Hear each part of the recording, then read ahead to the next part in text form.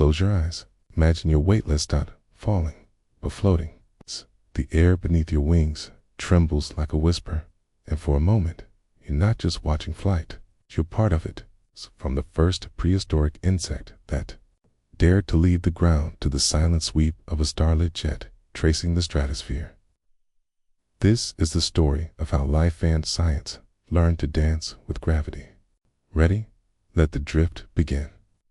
Night settles over the earth like a soft sigh, and as the stars blink awake, so to do the mysteries of flight, those invisible currents that cradle both feather and steel.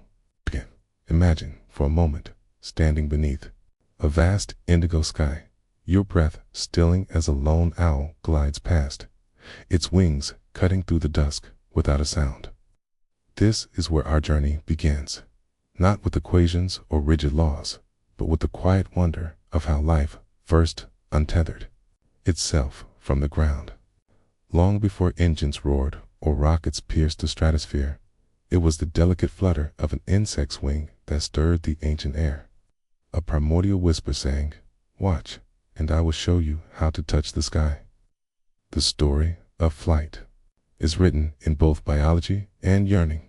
The way a maple seed spirals downward, it feels, for a heartbeat, like it's rising. Birds are the poets of this realm, their wings scripting verses in the wind. Picture a heron lifting off from a misty pond, its legs trailing like afterthoughts as the air reluctantly releases it upward. Every detail of its form, the hollow bones humming with lightness. The feathers zipped together with microscopic precision speaks of evolution's patience. Flight to a bird is not defiance, but surrender to the curve of an airfoil, to the push of a thermal, to the way the world narrows to the space between here and there. Even there, breath works differently, a delicate system of looping air sacs that turn each exhalation into propulsion, as if they've learned to breathe the sky itself. To see a swallow dive is to witness a punctuation mark stitched into the wind, a comma pausing mid-sentence before twisting into an exclamation. But grace is only half the tale. Consider the hummingbird, a creature that shouldn't exist by the crude math of physics. Its wings beat 80 times a second, a blur that no eye can truly follow. And yet, it stalls midair with the precision of a thought suspended. It drinks nectar, not as a plea for energy, but as a reminder that flight can be delicate, a secret shared between bloom and beak. Then, shift your gaze to the eagle, whose 7-foot wingspan catches updrafts like sails catching hymns. There's violence in its flight, tooth the calculated plummet, the rip of talons through water, but it's cleaner than any human machine. It's raw necessity distilled into movement. And what of the albatross? That solitary wanderer who may fly 10,000 miles without rest, its wings lock open, rigid yet supple, riding ocean breezes for days. Scientists call it dynamic soaring, but poets might name it faith, a kind that trusts the wind will always return, like breath returning to a sleeping chest. The albatross doesn't conquer the air, it negotiates, patient as moonlight on waves. Even its landings are reluctant, as if the sky has whispered, "Stay." Yet flight is not solely the domain of feathers. Enter the insect's nature's improvisers who turned fragility into genius. A dragonfly's wings move independently, pivoting mid-stroke to spin it sideways, backward, even upside down. Its 4 wings aren't just tools. They're brushes, painting chaos into order. Bees, too, defy expectation. Their wings should shatter under strain, yet they flex like living parchment, each vibration tuned to some hidden frequency of the air.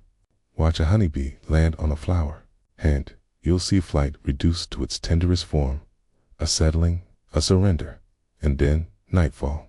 The bats awaken, their leathery wings stretching like shadows, unknitting themselves. They navigate, not by sight, but by sound's echo, mapping the dark impulses. To them, flight is both language and lattice, each screech weaving an invisible net to catch moths or memory. somewhere between their jagged darting and the owl's velvet silence. We find flight's paradox. It is precision and abandon all at once. Humans, earthbound for millennia, watch these masters with ache. Da Vinci sketched wings that flapped like a heron's, his notebooks crammed with feathers and hope. The Wright brothers, bicycle mechanics who understood balance, let the wind teach them at Kitty Hawk. Modern jets, roaring as they claw altitude, are but crude echoes of the swallows, glide yet they, too, obey the same sky. Now, the stars press closer, and the wind murmurs against your window. The lesson lingers. Flight is not rebellion against gravity, but collaboration. It is the art of falling, just slowly enough to call it rising. So let your breath slow, your limbs grow heavy. Wherever you are, the air is thick with wings you cannot see, currents you cannot name, but the sky remembers them all. Close your eyes. The first creature to ever fly did so in darkness. You need only listen. The light shifts as dawn stretches across the horizon, and in that fragile moment between night and day, the birds begin their silent artistry. Watch as a heron unfolds its wings like an easel being set up for morning's first stroke. Each feather a careful brush dipped in air, water, and light. There is nothing accidental about these shapes, nothing left to chance. Evolution has sculpted these creatures into masterpieces of function and beauty, where even the smallest barbule on a feather hooks onto its neighbor-like fingers, clasping in quiet prayer. The hollow bones are not just light, they are deliberate emptiness. As if the bird's body learned long ago that flight begins with surrender. With hollow places where wind might settle and whisper its approval, imagine the vertebrae of a swan, fused into a gentle curve, a architecture of both strength and grace. It cannot twist like ours, cannot slump or hunch, for the sky demands straight lines and smooth arcs. Spine is a bowstring pulled taut, ready to release the body forward. Always forward. Even the way its neck bends as it lands crooked and yet impossibly precise peaks of some deeper understanding of balance. A sixth sense written into marrow. There is poetry here, but not the kind we write with words. The bird writes with its whole body, each movement a stanza lifted from some ancient text we've forgotten how to read. And then there are the wings, those vast canvases stretched across bone. A falcon's wing is sharp as a scissors blade when it dives, slicing the air with such precision that the wind barely has time to protest before the bird is gone again, its wings tucked tight, streamlined for the kill. But when that same falcon circles high above, those wings soften, spreading like hands outstretched to catch the sun's warmth. They become something else entirely, not tools, not weapons, but declarations. This is where I belong, they seem to say. Cranes take this language further. Their slow, rhythmic flaps, more calligraphy than locomotion. Each stroke is measured, unhurried, as if they are etching their passage into the sky itself. The wind carries them, yes, but they do not fight it, they collaborate. There is a lesson here too, one that pilots and poets alike have tried to grasp. Flight is not about conquering currents, but learning their secrets. A crane knows when to let the breeze lift it, when to press forward, when to fold inward, and simply drift. It's featherlight and thoughtful. And then there are the feathers, themselves teeny miracles of engineering disguised as decoration. The downy undercoat of a duck traps air like a lullaby trapped in the throat, holding warmth close in winter storms. The shimmering iridescence of a starling's wing isn't just color, it's physics bending light into jewels, a trick of structure so perfect it fools even the sun. When a bird molts, it is not just shedding old skin, it is rewriting itself, trading worn verses for new ones. Its body an ever-evolving manuscript. If you listen closely, really listen, you can hear the soft rustle of feathers adjusting mid-flight, a sound like pages turning in an old book. It is not just a bird moving through the air. It is the air moving through the bird, filling hollow bones, lifting veins, and slipping between barbs like a murmuration of syllables too quiet to catch. How strange that something so silent could write so vividly across the sky. How strange that we, earthbound and heavy, ever thought flight was about force when, really, it's about letting go. The air shimmers where the hummingbird dances, not quite a bird, not quite a beam of light suspended in the afternoon haze. Its wings move faster than thought, a blur of motion that tears at the very fabric of what flight should be. 80 times per second, those delicate blades cut through the air. 80 miracles of biomechanics repeated every moment it chooses to stay suspended before a flower. The physics defies logic. Such small wings, such furious speed, generating lift where lift should be impossible. Yet there it hangs, a living contradiction, painted in iridescent greens, in fierce, watchful eye. Imagine the effort condensed into that tiny body, heart beating 1,200 times per minute, not pumping blood so much as humming with life itself. Each cell tuned to the desperate rhythm of flight, of sugar water, sipped between breaths too quick to count. The metabolism burns so hot it borders on insanity. If the bird stops even for an hour, it risks starving. And so it becomes perpetual motion incarnate, darting from bloom to bloom in a fury of necessary grace. But look closer still. Watch how the wings move in perfect figure eights, not simply flapping up and down, but drawing infinity symbols in the air. This is the secret, the stroke that science took centuries to understand. The leading edge slices forward while the trailing edge curls back, creating miniature vortices that act like tiny hands grasping at the atmosphere. Lift comes not just from above, but from all directions, the air itself reshaped by those impossible wings into something that can be climbed. The sound is barely perceptible, a high-pitched hum, more felt than heard, like the vibration of a plucked string after the note has faded. On cool mornings, you might see condensation ripple across the feathers as they move, miniature clouds forming and dissolving with each stroke. The bird becomes architect of its own microclimate, stirring the air into submission through sheer persistence. At night, things change. The metabolism slows. The heart drops to a mere 200 beats per minute. Hummingbird hibernation called torpor.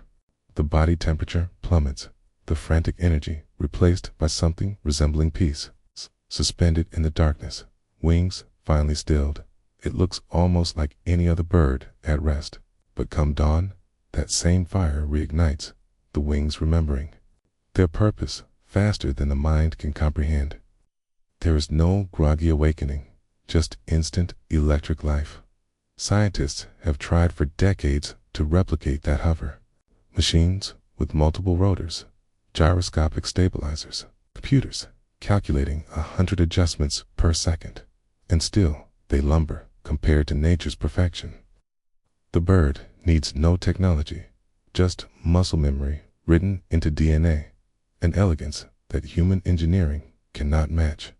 Perhaps this is why we find them so mesmerizing, not just for their beauty, but for the quiet reminder that some miracles remain beyond our replication.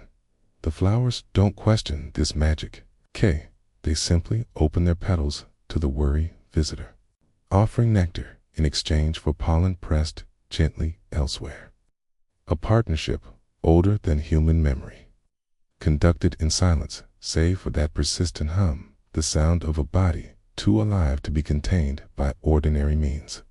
Tomorrow it may be gone, migrated miles away on wings that never seem to tire. But for this suspended moment, hovering between one heartbeat and the next, it remains a jeweled enigma, stitching the air back together behind it. The eagle knows what the wind forgets, that stillness is not idleness, but preparation condensed into bone and feather.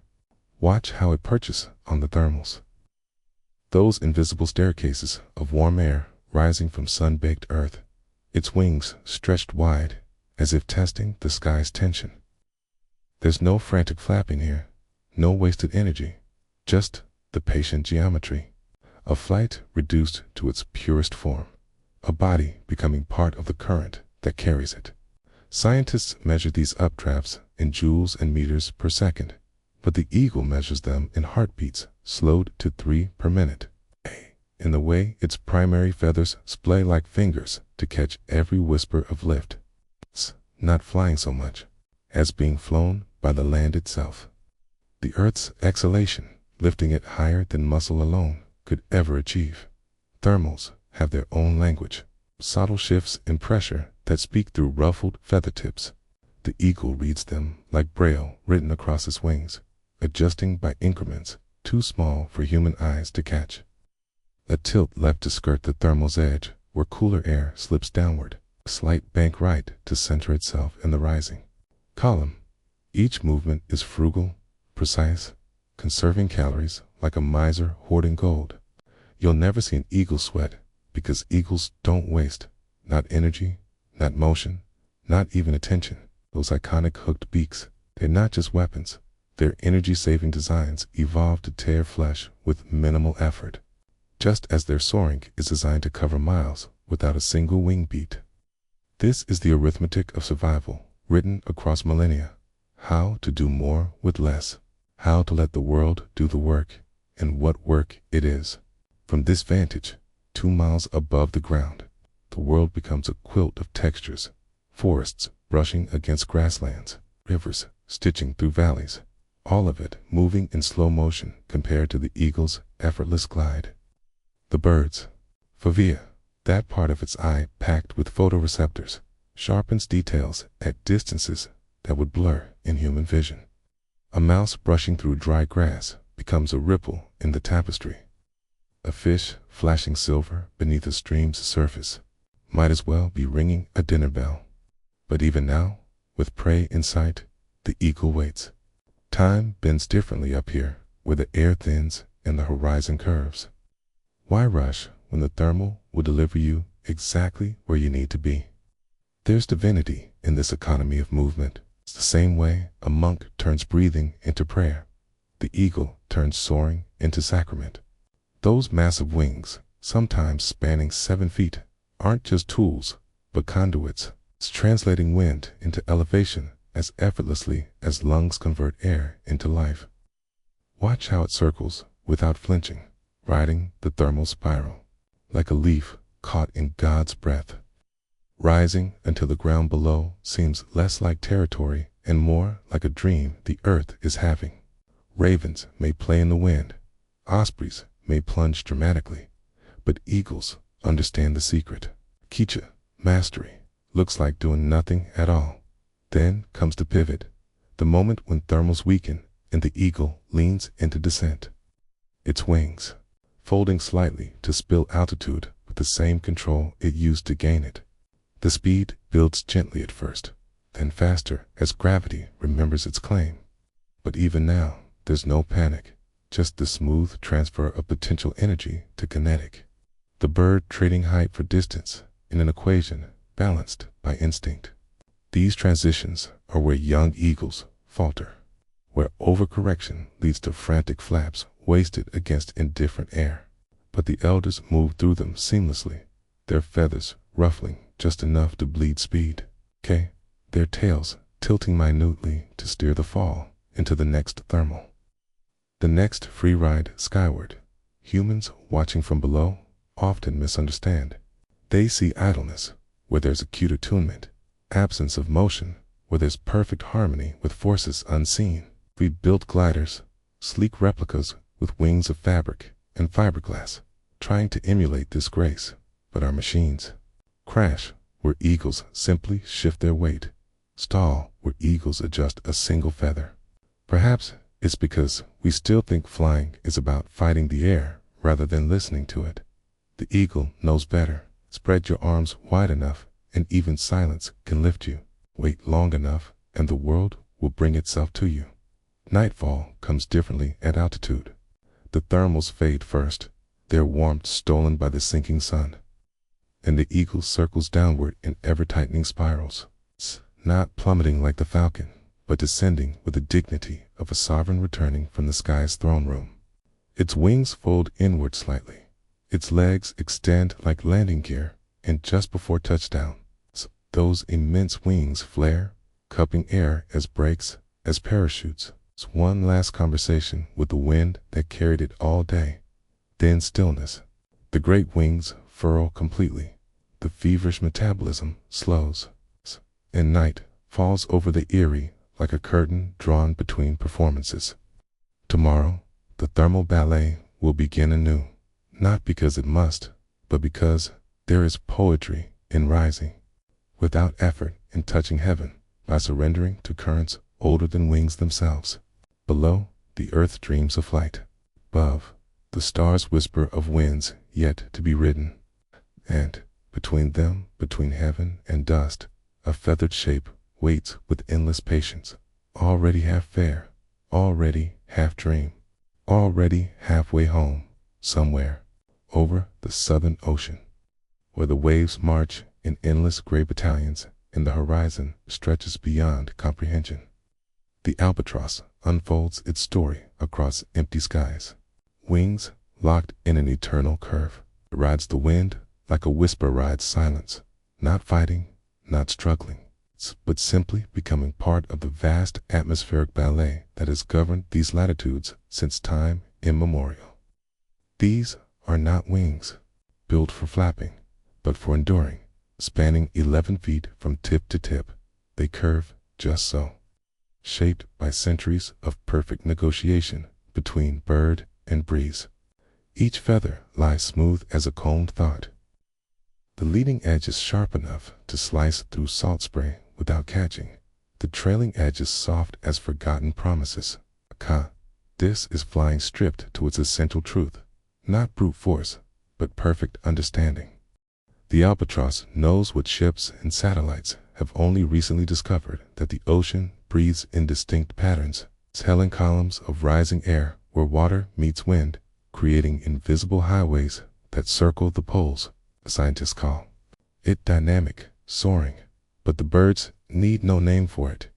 They simply tilt, just so, catching the velocity gradient between slower surface winds and faster currents above, converting the difference into effortless miles. It's a slight change in wing angle here, a fractional adjustment of tail position there, and suddenly the bird is hurtling forward at highway speeds without a single flap. This is the true mastery, extracting motion from seeming stillness, turning atmospheric friction into fuel, making the sky itself pay for every kilometer. For days, sometimes weeks, the albatross continues this way. The heart slows to a metronome's steady beat. The metabolism burns efficiently as candlelight rather than wildfire. Sleep comes in seconds-long micronaps, one brain hemisphere at a time, while the other keeps watch for the subtle shifts in wind that signal danger or opportunity. There is no true rest here, only the seamless integration of bodily needs with the rhythms of flight. Food comes when it must, a hurried snap at the surface between wave crests. It's the bird taking on fuel like a wartime plane on a makeshift runway. Then back to the business of soaring, of covering distances that would humble jetliners. All on wings powered by physics and instinct. The ocean below becomes a dreamscape viewed through slightly parted eyes. The waves' white caps blink existence. The occasional ship passes like a phantom. The stars at night wheel in their cold majesty.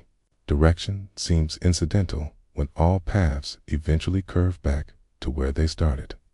The albatross navigates not by landmarks, which its wilderness lacks, but by a magnetic sense written into its very cells, a quantum compass attuned to Earth's whispers.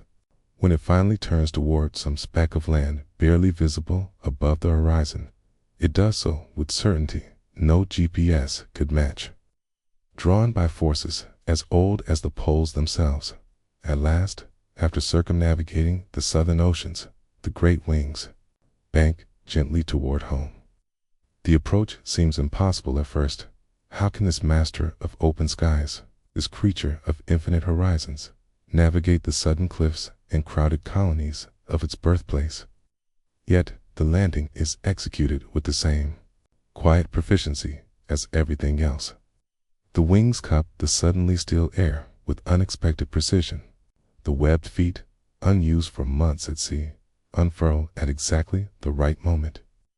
There may be a mate waiting, or an egg to tend, or simply the quiet reassurance of stone beneath claws rather than endless sea. For a few weeks or months, the albatross becomes terrestrial again, preening, calling, existing in 3 dimensions rather than the streamlined 2 of its ocean-crossing life. Then, one morning, the wind rises, just so, not too strong, not too weak, but perfect, and the great wings unfold once more. A few running steps along the cliff's edge, the sudden exhilarating drop. The heart-stopping moment where gravity threatens to win before the wind remembers its old ally. And then the slow, banked, turn back out to sea, the wings already adjusting to the invisible contours of trough and crest, to the language of pressure and velocity. Behind, the land recedes. Ahead, the endless ocean waits. The albatross leans into the wind, disappearing into the gray horizon where sea and sky perform their eternal magic trick of becoming one. The waves blink beneath it, once, twice, gone. There exists a quiet revolution in the garden, buzzing just beneath notice. A bumblebee, plump, fuzzy, seemingly too heavy for its meager wings, defies the rigid logic of physics with every flower it visits. According to conventional aerodynamics, its flight should be impossible. The wings too small, the body too round, the math too cruel. Early 20th century scientists even declared it so, their equations showing incontrovertibly that bumblebees couldn't generate enough lift. Yet here they are, dancing from petal to petal, their wings a blur of resolve, whispering counter-arguments to the very laws of nature. What the equations fail to account for lives in the microsecond, T's, and delayed stalls in rotational lift that twist air into submission. Unlike birds with their orderly airfoils, or bats with their sweeping membranes, bees fly using what engineers call unsteady aerodynamics. Their short, rigid wings beat at 230 cycles per second, not simply flapping up and down, but executing a complex figure-8 motion that creates tiny tornadoes in their wake. Each downstroke generates a leading-edge vortex, a miniature cyclone of low pressure that clings to the wing's surface like a second skin of lifted air. Then, as the wing reverses direction, it rotates just enough to capture energy from this swirling wind before repeating the process. The effect is akin to a swimmer performing endless flip turns against an invisible wall of air. The bee doesn't so much fly as win a relentless negotiation with physics. Its compact body, once seen as aerodynamic heresy, becomes an advantage. The rounded shape allows air currents to wrap around it in controlled chaos rather than breaking away into turbulence. The fuzzy coat that seems impractical for flight actually helps sense air currents through microscopic hairs that vibrate like wind chimes. Even the awkwardly placed legs serve a purpose, curled beneath the body, not out of poor design, but to reduce drag mid-flight. Every quirk evolution bestowed upon this creature turns out to be not a handicap, but an ingenious solution to problems humans are still unraveling. Morning light reveals their secret. Watch as a bee approaches a thistle bloom, not in a straight line, but in a series of banking arcs and mid-air corrections. The wings changing angle minutely with each beat to balance lift against maneuverability. The sound of their flight isn't the uniform drone of machinery, but a variable hum that rises and falls, like a song remembered in fragments. This is mathematics, performed live without a net calculus, written in wing beats, physics reinvented with pollen-dusted legs. Their entire being has been optimized not for textbook aerodynamics, but for reality where stopping means starving, where hesitation means freezing, where every fraction of a calorie must be accounted for in the economy of two. Survival, late afternoon, brings the final contradiction. As shadows lengthen, the bees return to their hive heavy with nectar, their wings visibly tattered from the day's work. Edges frayed, membranes thin as thought, yet still they fly.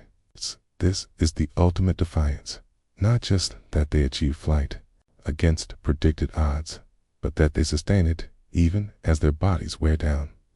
The hive hums with their arrivals, each successful landing proof that nature's understanding of the possible runs deeper than human calculations ever could.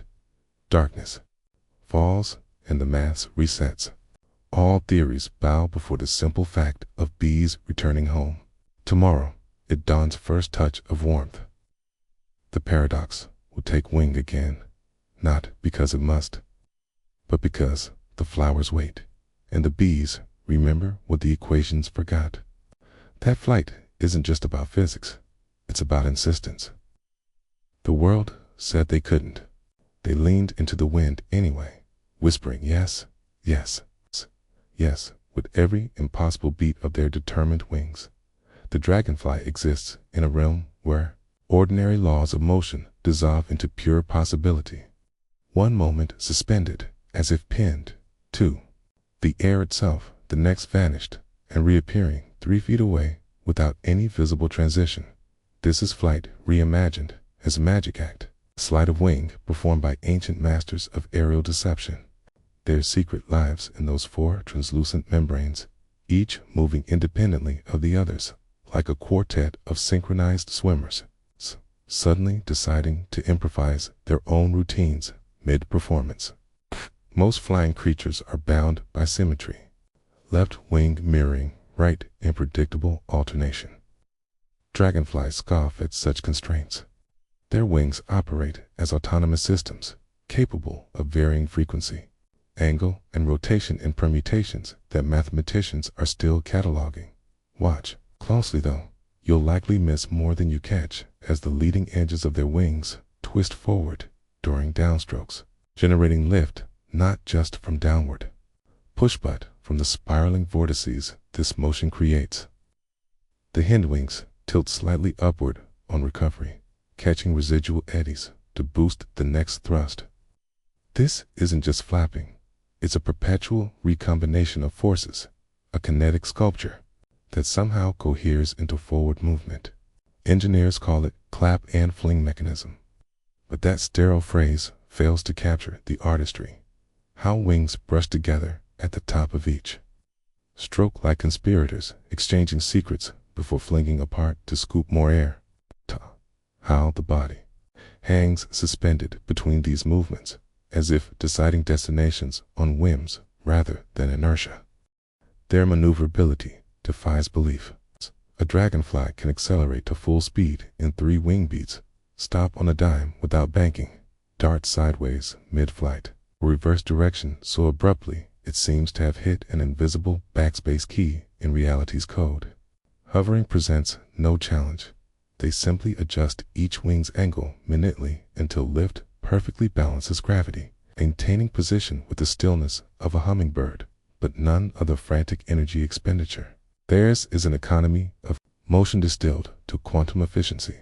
No waste, no redundancy. It's pure intentional movement, tuned to predatory precision. The neurobiology behind this makes supercomputers seem sluggish. Each wing connects directly to the thorax through its own muscular attachment, allowing millisecond adjustments controlled by clusters of specialized neurons firing in fractal patterns. Visual input streams from 2 massive compound eyes containing up to 30,000 lenses directly into flight coordination centers, creating feedback loops faster than conscious thought. The result is a creature that reacts to stimuli in 1/100th of a second, faster than you can blink, faster than most animals can even process the concept of threat or opportunity. Prey doesn't stand a chance. Mosquito detecting danger might begin its escape jump, only to find the dragonfly has already intercepted its predicted trajectory, appearing less like a pursuer and more like fate. manifested through iridescent wings. Evolution has honed this into terrifying elegance. Ancient dragonflies from the Carboniferous period sported wingspans over 2 feet across, rulers of primordial skies when the very air held more oxygen, allowing slower metabolisms to power those enormous wings. Their modern descendants are smaller, but infinitely more sophisticated. Their flight mechanics polished by 300 million years of incremental improvements. The veins patterning their wings aren't just structural, they're hydraulic, capable of shifting stiffness in different sections to optimize performance.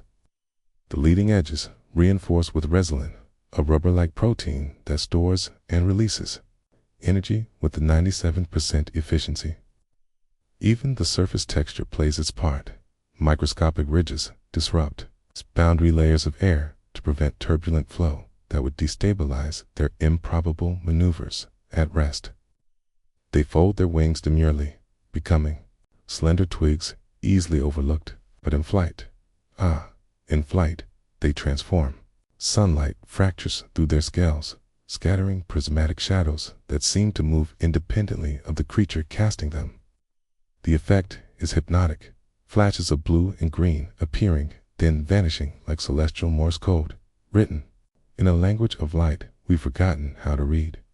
They've become less insects and more ephemeral phenomena. Tricks of the eye given solid form only reluctantly. Trying to track one feels like chasing Mercury. Your gaze lands where it was a millisecond ago, but the creature itself has teleported elsewhere, leaving only afterimages vibrating at the edges of vision. Compasses spinning without settling. Fireflies rewriting their positions, mid-flash, shimmering discontinuity that the brain struggles to resolve into conventional motion. Caps, this is why so many cultures imbued dragonflies with mysticism. Native Americans seeing them as departed souls. Japanese legends attributing them with bringing messages from dreams. They move through our world while seemingly operating by different physical rules. Literal embodiments of nature's refusal to be fully explained.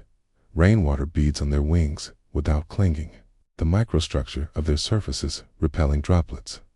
Through a combination of chemistry and topology, they'll fly in mists that ground other insects.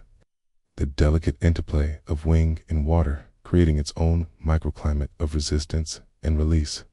Sometimes they hunt like hawks, sometimes like falcons, sometimes like no other creature on Earth, darting patterns that seem random, till you recognize the three-dimensional calculus underlying each turn, each acceleration, each impossible mid-air pivot. The miracle isn't that they achieve flight, but that they redefine it entirely. Not as transportation between points A and B, but as dynamic art form performed for its own sake. Not as struggle against gravity, but as negotiation with fluid dynamics conducted at speeds that humble our perception. They remind us that nature's rulebook has pages we've yet to glimpse, solutions to problems we're still learning how to frame. The drone engineers trying to replicate their capabilities might as well be alchemists attempting to bottle lightning. The essential magic slips through their fingers every time when evening comes and the last dragonflies settle among reeds. Their wings fold as elegantly as origami, returning to blank paper. The air still hums with their absence, the afterimage of their passage lingering like the echo of a bell no one remembers ringing. Tomorrow they'll emerge again, these masters of four-dimensional chess, played on a board of air currents and refracted light, restarting their endless game of motion and deception where the only rule seems to be this: why fly in straight lines when you can write your path in disappearing ink? Sunlight filters through the garden in honeyed shafts, catching the stained glass wings of a peacock butterfly as it floats between flower heads. This is no hurried commute from nectar source to safety, but a languid semaphore written in light and color, each flicker of those magnificent wings transmitting signals older than written language. The patterning serves as both passport and cipher, eye spots gleaming like polished onyx to startle would-be predators. Vibrant bands of orange and black broadcasting toxicity warnings to those who know how to read them. Delicate veining that disappears against dappled foliage when the wings finally close.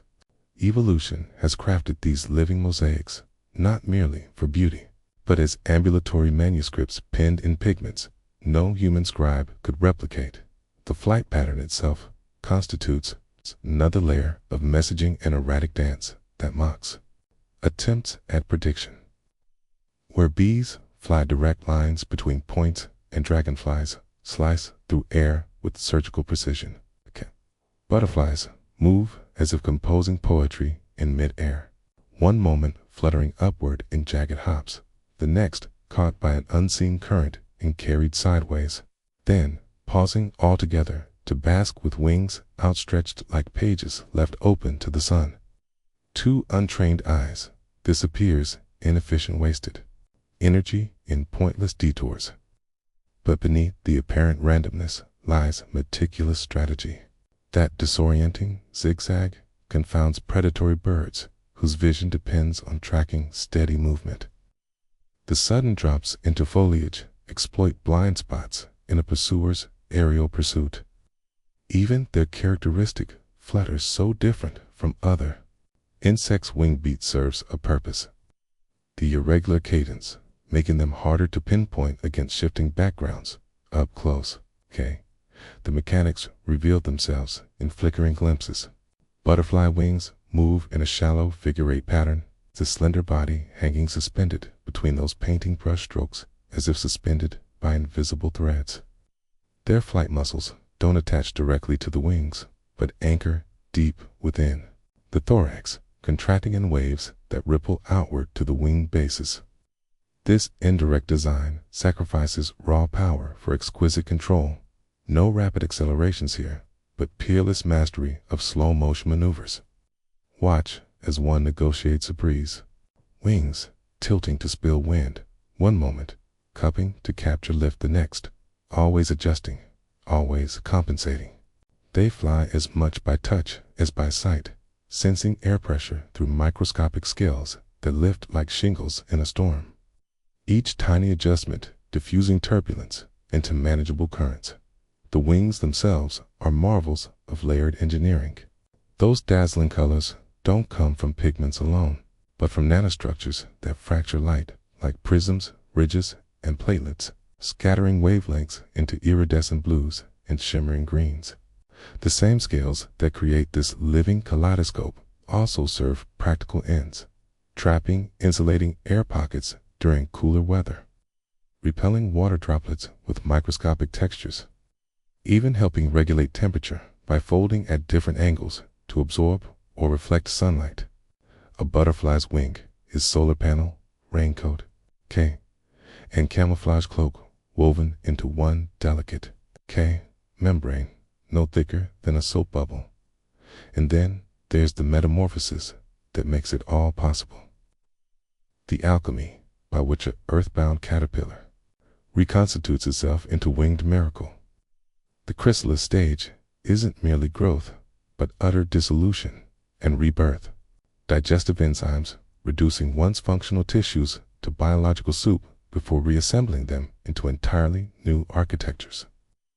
Wings form from imaginal discs, clusters of cells that waited dormant while their owner crawled through leaf litter, biding time until their moment came, when the adult finally emerges, pumping hemolymph into crumpled wing pads to unfurl them for the first time. It's witnessing the culmination of ancient programming written in its DNA, those inaugural wing beats, tentative, dohaviar, creature learning the syntax of flight in real time, practicing the lexicon it will use to navigate its abbreviated adult life. For ephemeral is this winged stagia, fleeting interval measured in weeks rather than months. The same adaptations that make butterflies peerless flyers come at fierce costs. Fragile wings that tear easily, a nectar-based diet offering scant energy reserves, bodies optimized for reproduction over longevity. They move through their days with urgent patience, dividing time between feeding and mating and egg laying, all while evading the endless list of predators that viewed them as colorful morsels. Some species enhanced their survival through mimicry, harmless viceroys, adopting monarchs' warning colors. Certain moths masquerading as leaves, complete with fake wormholes. Others rely on sheer numbers, betting odds that enough offspring will survive to continue the line. Cloudless summer days revealed them at their most prolific, swallowtails, drifting along woodland edges. Sulphurs tracing lazy circles over clover patches. Blues, no larger than thumbnails, materializing suddenly among grasses. Their collective movement resembles a dispersed murmuration, each individual following some internal rhythm, yet contributing to the larger pattern. In migration monarchs floating thousands of miles to mountainside groves, they've never seen this becomes even more pronounced.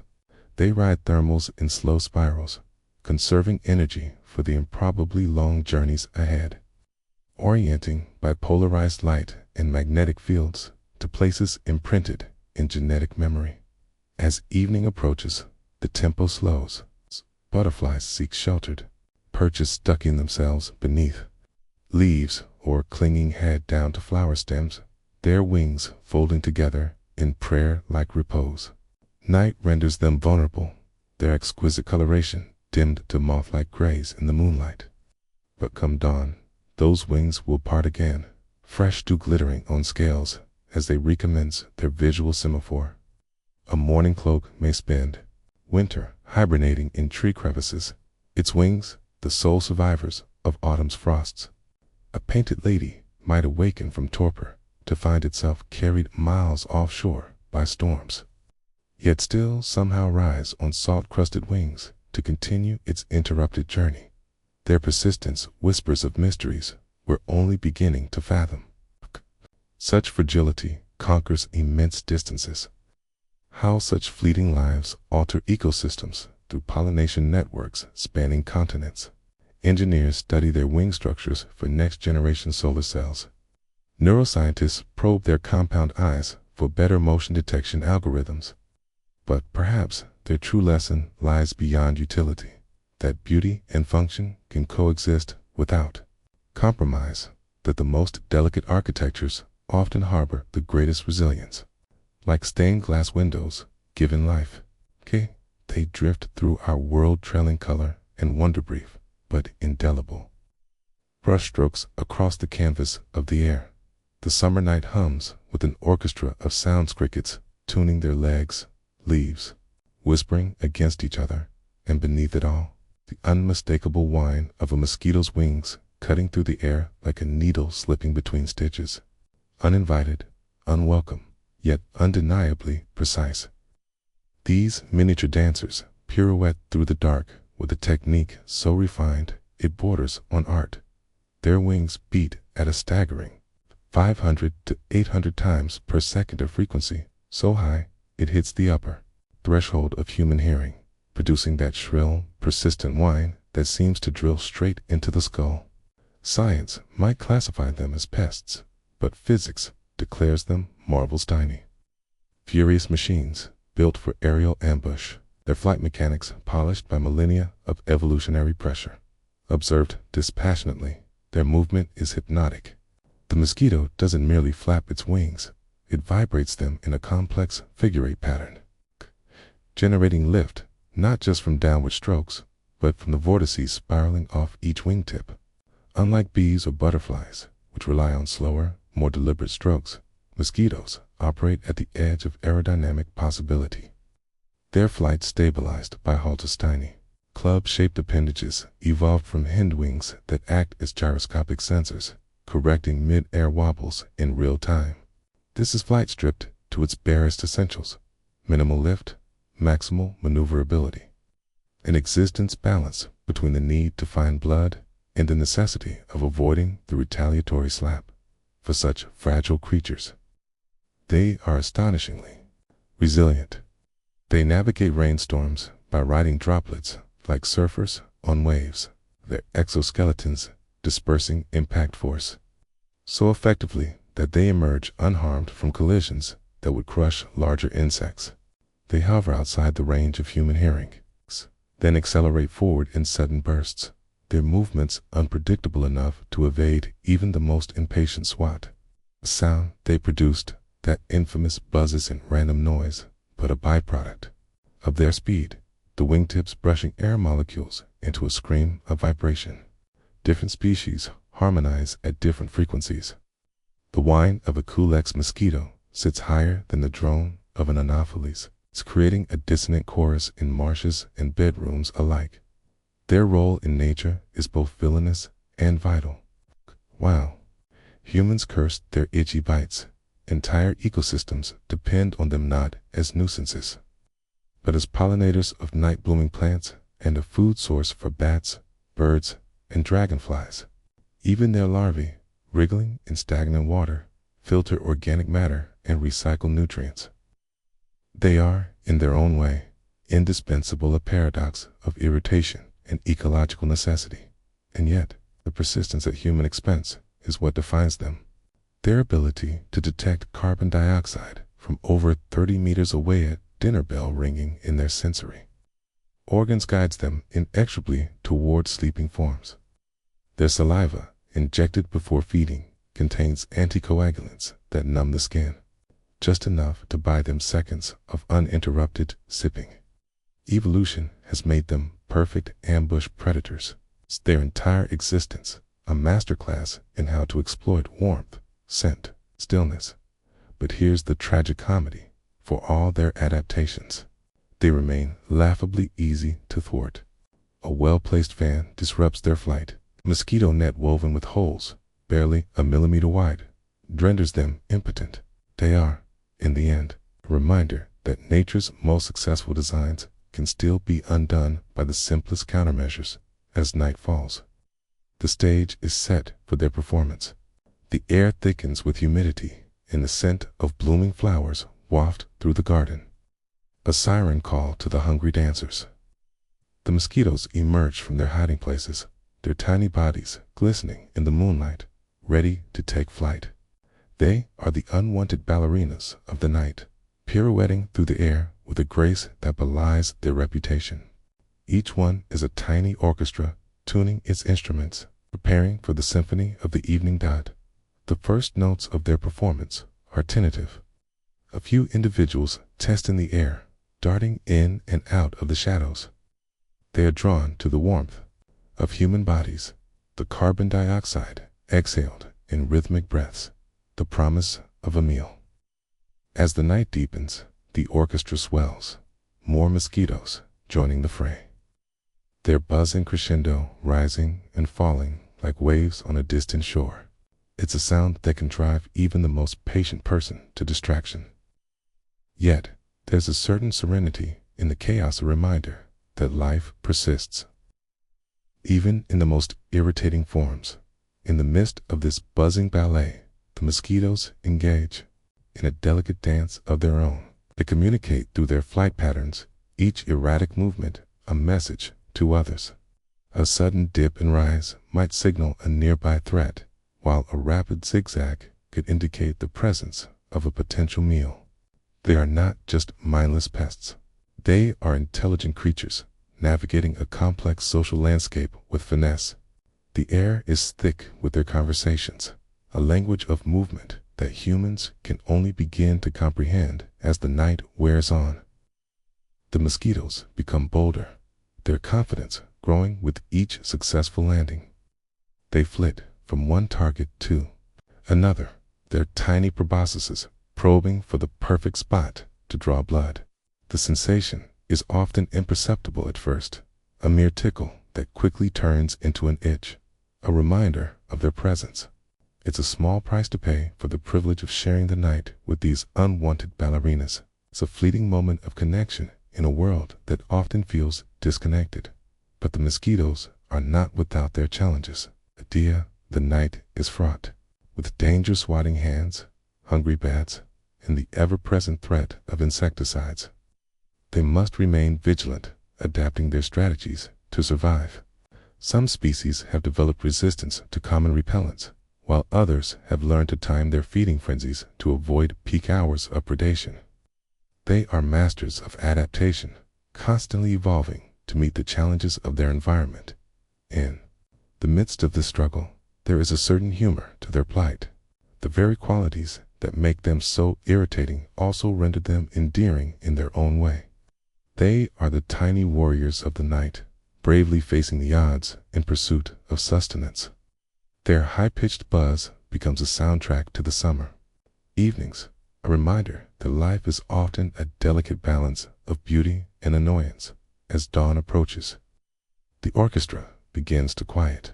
The mosquitoes retreat to their hiding places, their wings still vibrating with the remnants of the night's performance. They have danced their dance, sung their song, and now they rest, waiting for the next opportunity to take flight. World awakens, and with it is the promise of another day filled with challenges and triumphs in the light of day. The mosquitoes become mere shadows of their nighttime selves, hidden away in the nooks and crannies of the garden. But their legacy lingers, a reminder of the delicate balance of life. They are the unwanted ballerinas, the tiny dancers that flit through our lives, leaving behind a trail of irritation and wonder. As the sun rises higher in the sky, the garden comes alive with the new sounds, the chirping of birds, the rustling of leaves, the gentle hum of bees. The mosquitoes may be gone for now, but their presence is felt in the rhythm of the day. They are a part of the ecosystem, a thread woven into the fabric of life. It's reminding us that even the most irritating creatures have their place in the world. And so, as the day unfolds, we carry with us the memory of the night, the buzzing ballet of mosquitoes, the tiny orchestra tuning and retuning, always ready to take flight once more. They are a testament to resilience, to adaptation, and to the beauty of life in all its forms. In their own way, they teach us to embrace the chaos, to find harmony in the discord, and to appreciate the fleeting moments that make life truly extraordinary. As evening approaches again, the cycle will begin anew. The air will thicken with humidity, the flowers will bloom, and the mosquitoes will emerge once more, ready to dance their intricate ballet under the moonlight. They are the unwanted ballerinas, the tiny dancers that remind us of the beauty and complexity of life, even in its most irritating forms.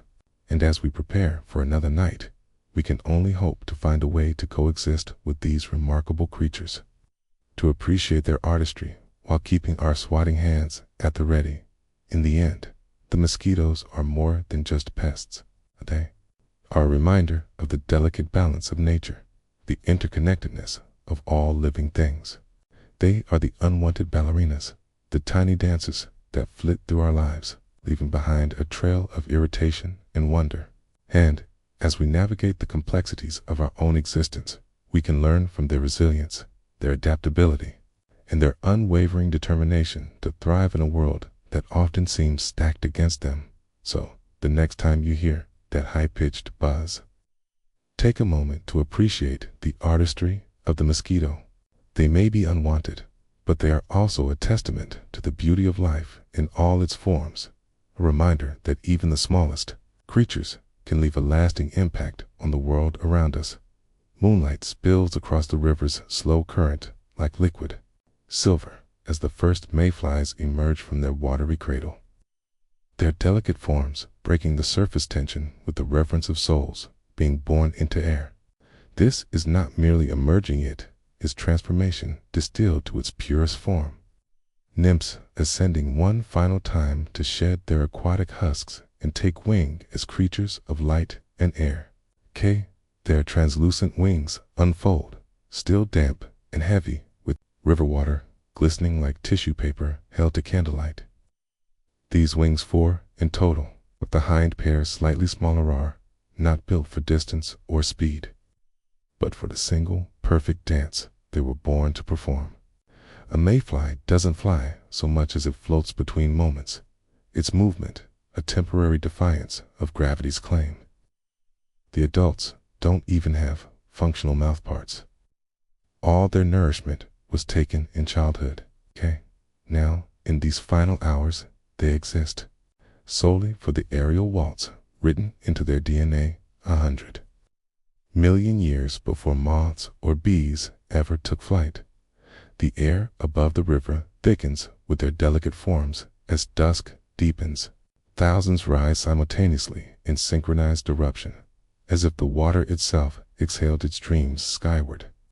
Their flight is hesitant at first, new wings, testing unfamiliar currents, but soon the swarm becomes a living current itself, pulsing in waves that ripple outward from the riverbank. This isn't random milling, but ancient choreography.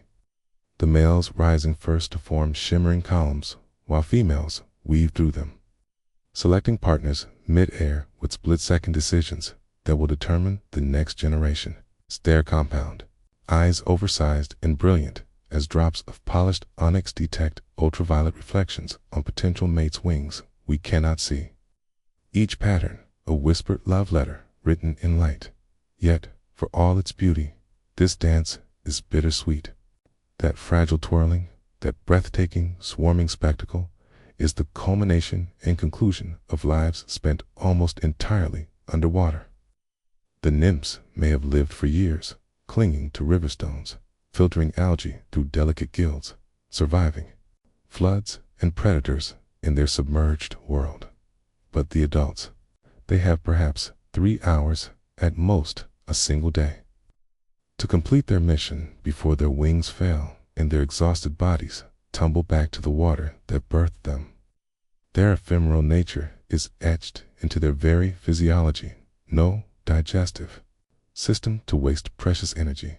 No need to repair wing damage that won't matter by morning. Every biological resource is funneled into this one fleeting aerial performance. This chance to pass their genes into the current before silence reclaims them. The mechanics of their flight reveal heartbreaking efficiency. Their wing strokes are shallow, barely more than vibrations, optimized to keep them aloft with minimal energy expenditure.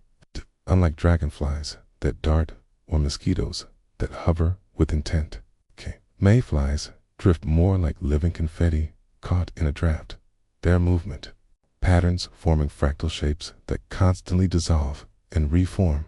Scientists call this saltatory locomotion, a series of small jumps through the air, rather than true sustained flight. But poetry better describes the effect. Motes of stardust, momentarily resisting the pull of Earth. Their bodies are built for lightness above all else. Hollow trachea supply oxygen directly to tissues without heavy circulatory systems, and their abdomens taper to near transparent thinness, all to maximize time in the air. Even their famous tails, those twin or triple filaments trailing behind. The mart, just decoration, but sensory organs helping maintain stability during the mating dance as night deepens. Dance intensifies. Males perform looping displays, rising and falling in J-shaped patterns to showcase their fitness before attempting coupling. Meter of feet requiring coordination that would challenge much larger creatures. Successful pairs lock together and descend to nearby vegetation, where the female will deposit her eggs before her strength fails. Less fortunate males continue their desperate dance until exhaustion claims them, their spent wings folding like origami left in the rain. By midnight, the air grows heavy with the scent of the river and something more fleeting, the faint almond-like pheromone cloud of the swarm, stinting as participants complete their life's purpose or succumb to gravity's inevitable pull. The river surface begins to collect their tiny bodies as the hours pass. Some float with wings still outstretched as if frozen in flight. Others curl inward, their delicate legs folded beneath them like sleeping children. Fish rise lazily to sample them, their splashless strikes sending concentric rings radiating across the black water.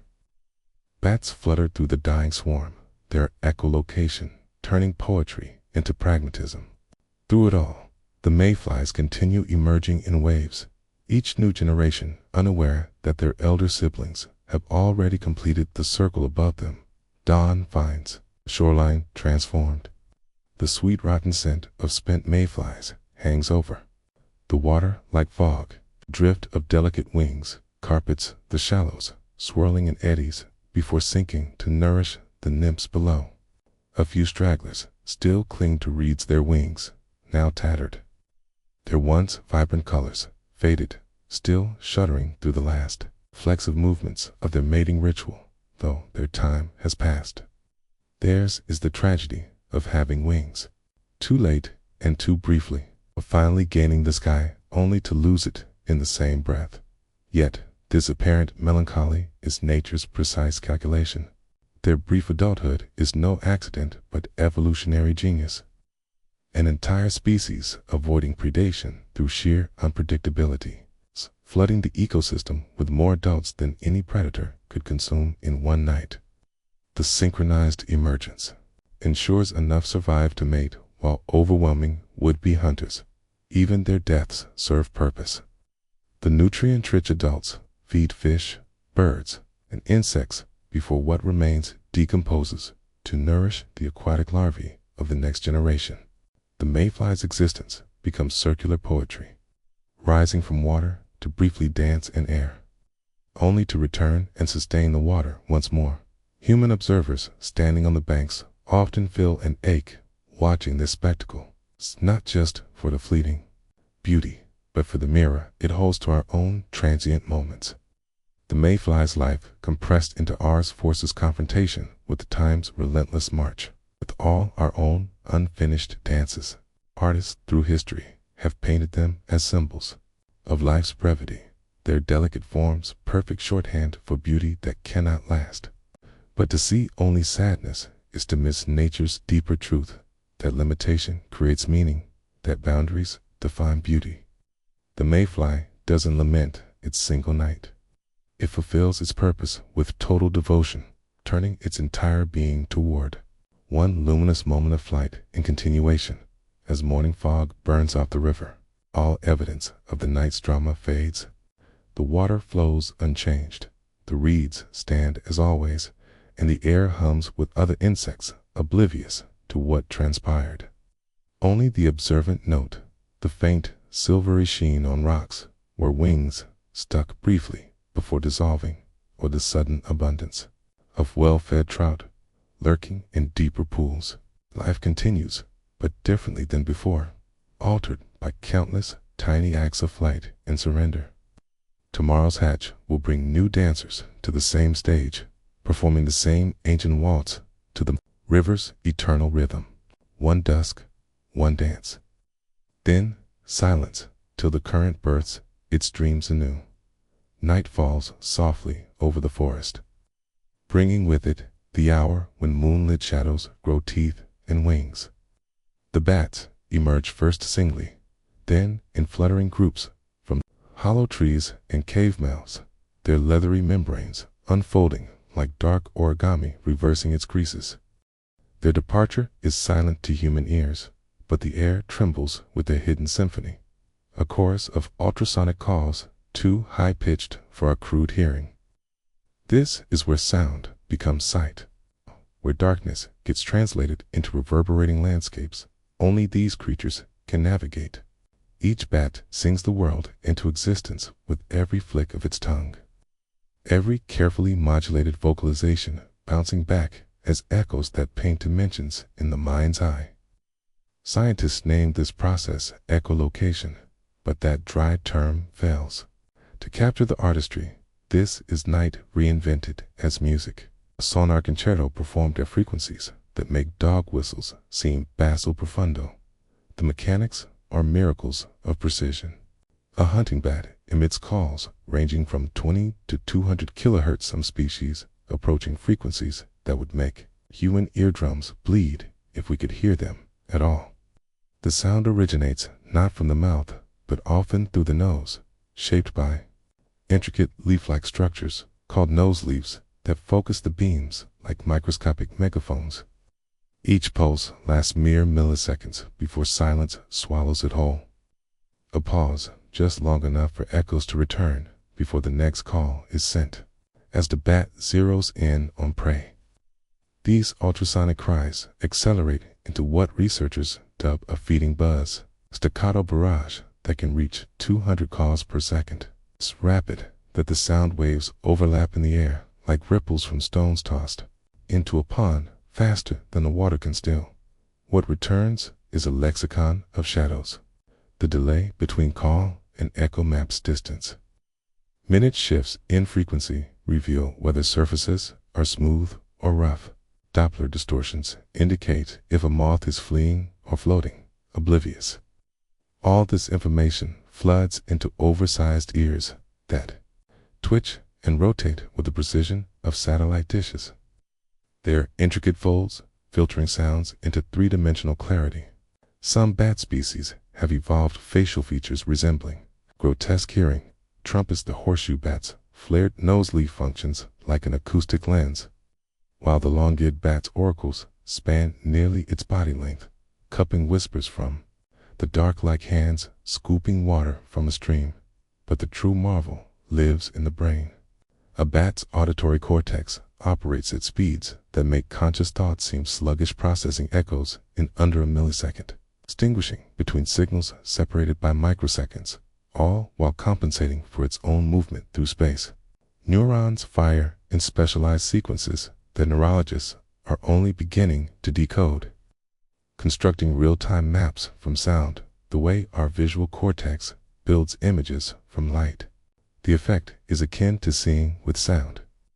Though that analogy falters, bats don't just perceive objects, but detect their texture, velocity, even internal structure. A juicy beetle hiding under a leaf might as well be displayed under neon lights.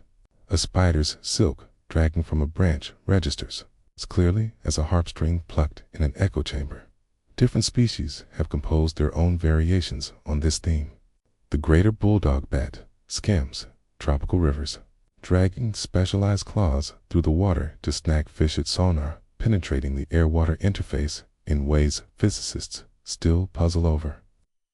The pallid bat forgoes echolocation entirely when hunting, scorpions relying instead on the delicate acoustics of scrabbling claws in desert sands. And the spotted bat sings at frequencies audible to humans' rare chirps, like dripping water in a vast cavern. Each note holding more meaning than our ears will ever comprehend. Yet common to all is the dance between call and echo, that eternal duet that turns emptiness into navigable space. The sounds themselves vary, clicks, chirps, frequency-modulated sweeps, but the relationship remains. Cry and response, question and answer, a call thrown into the void that the world shapes into reply. A bat navigating dense thickets performs this clawed response at such speeds that it essentially hears around corners, building mental maps from sound shadows. When chasing prey, it adjusts timing so returning echoes avoid overlapping outgoing calls, an acoustic courtesy that prevents the bat from going deaf from its own voice. Night flowers have learned this language. Certain tropical blooms have evolved concave petals that reflect a bat's calls with unusual clarity, essentially shouting here, here, to passing pollinators. The flower shape even modifies the echo's structure to signal how much nectar remains. Sonar barcode read by hungry travelers. Other plants amplify their echoes subtly through specialized textures on leaves, creating acoustic beacons in the vegetational noise. The forest at night thrums with these unheard conversations. An entire ecosystem communicating in frequencies beyond our perception. The hunting strategies verge on wizardry. Some moths have evolved ears tuned specifically to bat frequencies. When they detect approaching sonar, they perform evasive loops or simply fold their wings and drop like stones. In response, certain bats have developed whispering calls quieter than a rustling leaf, sneaking up on acoustically aware prey. Others exploit the Doppler effect, interpreting pitch changes in echoes to calculate a moth's speed and direction before plotting intercept courses mid-air. The Egyptian fruit bat navigates this arms race differently, using tongue clicks rather than laryngeal calls to avoid alerting sonar jamming moths. Dawn approaches with reluctance. The bat's calls grow sparser as darkness dens, their sonic world fading like a dream upon waking. They return to roost, hanging upside down, as if disagreeing with gravity itself, and settle into the day's quiet. Their echolocation quiets, but doesn't cease entirely. Even at rest, they emit occasional soft calls, monitoring their surroundings through acoustic check-ins, spaced minutes apart. Folded wings encase their bodies like leather capes, conserving warmth until night returns with its navigable mysteries. What lingers in their absence is the echo of an idea. That darkness isn't empty, but alive with unheard conversations. That sound can sculpt space the way hands shape clay. Human engineers strain to replicate this natural sonar, but our technology remains crude next to the refined artistry evolution crafted over 50 million years. Radar and ultrasound imaging mimic the basic principle, yet lack the nuance of the ability to distinguish between a mosquito and a raindrop at 15 meters, or gauge the ripeness of fruit through foliage. Perhaps we've been measuring wrong. The magic isn't just in the physics of sound waves, but in their transformation into meaning. A bat's brain doesn't just process echoes, it composes them into understanding, weaving timing, frequency, and amplitude into knowledge as innate as our own sense of touch. When we try to envision this, we stumble our metaphors, failing to capture what it means to perceive the world through reverberation rather than light. To see with sound implies translation to visual terms, but echolocation exists beyond such. Comparison's a separate and complete way of being.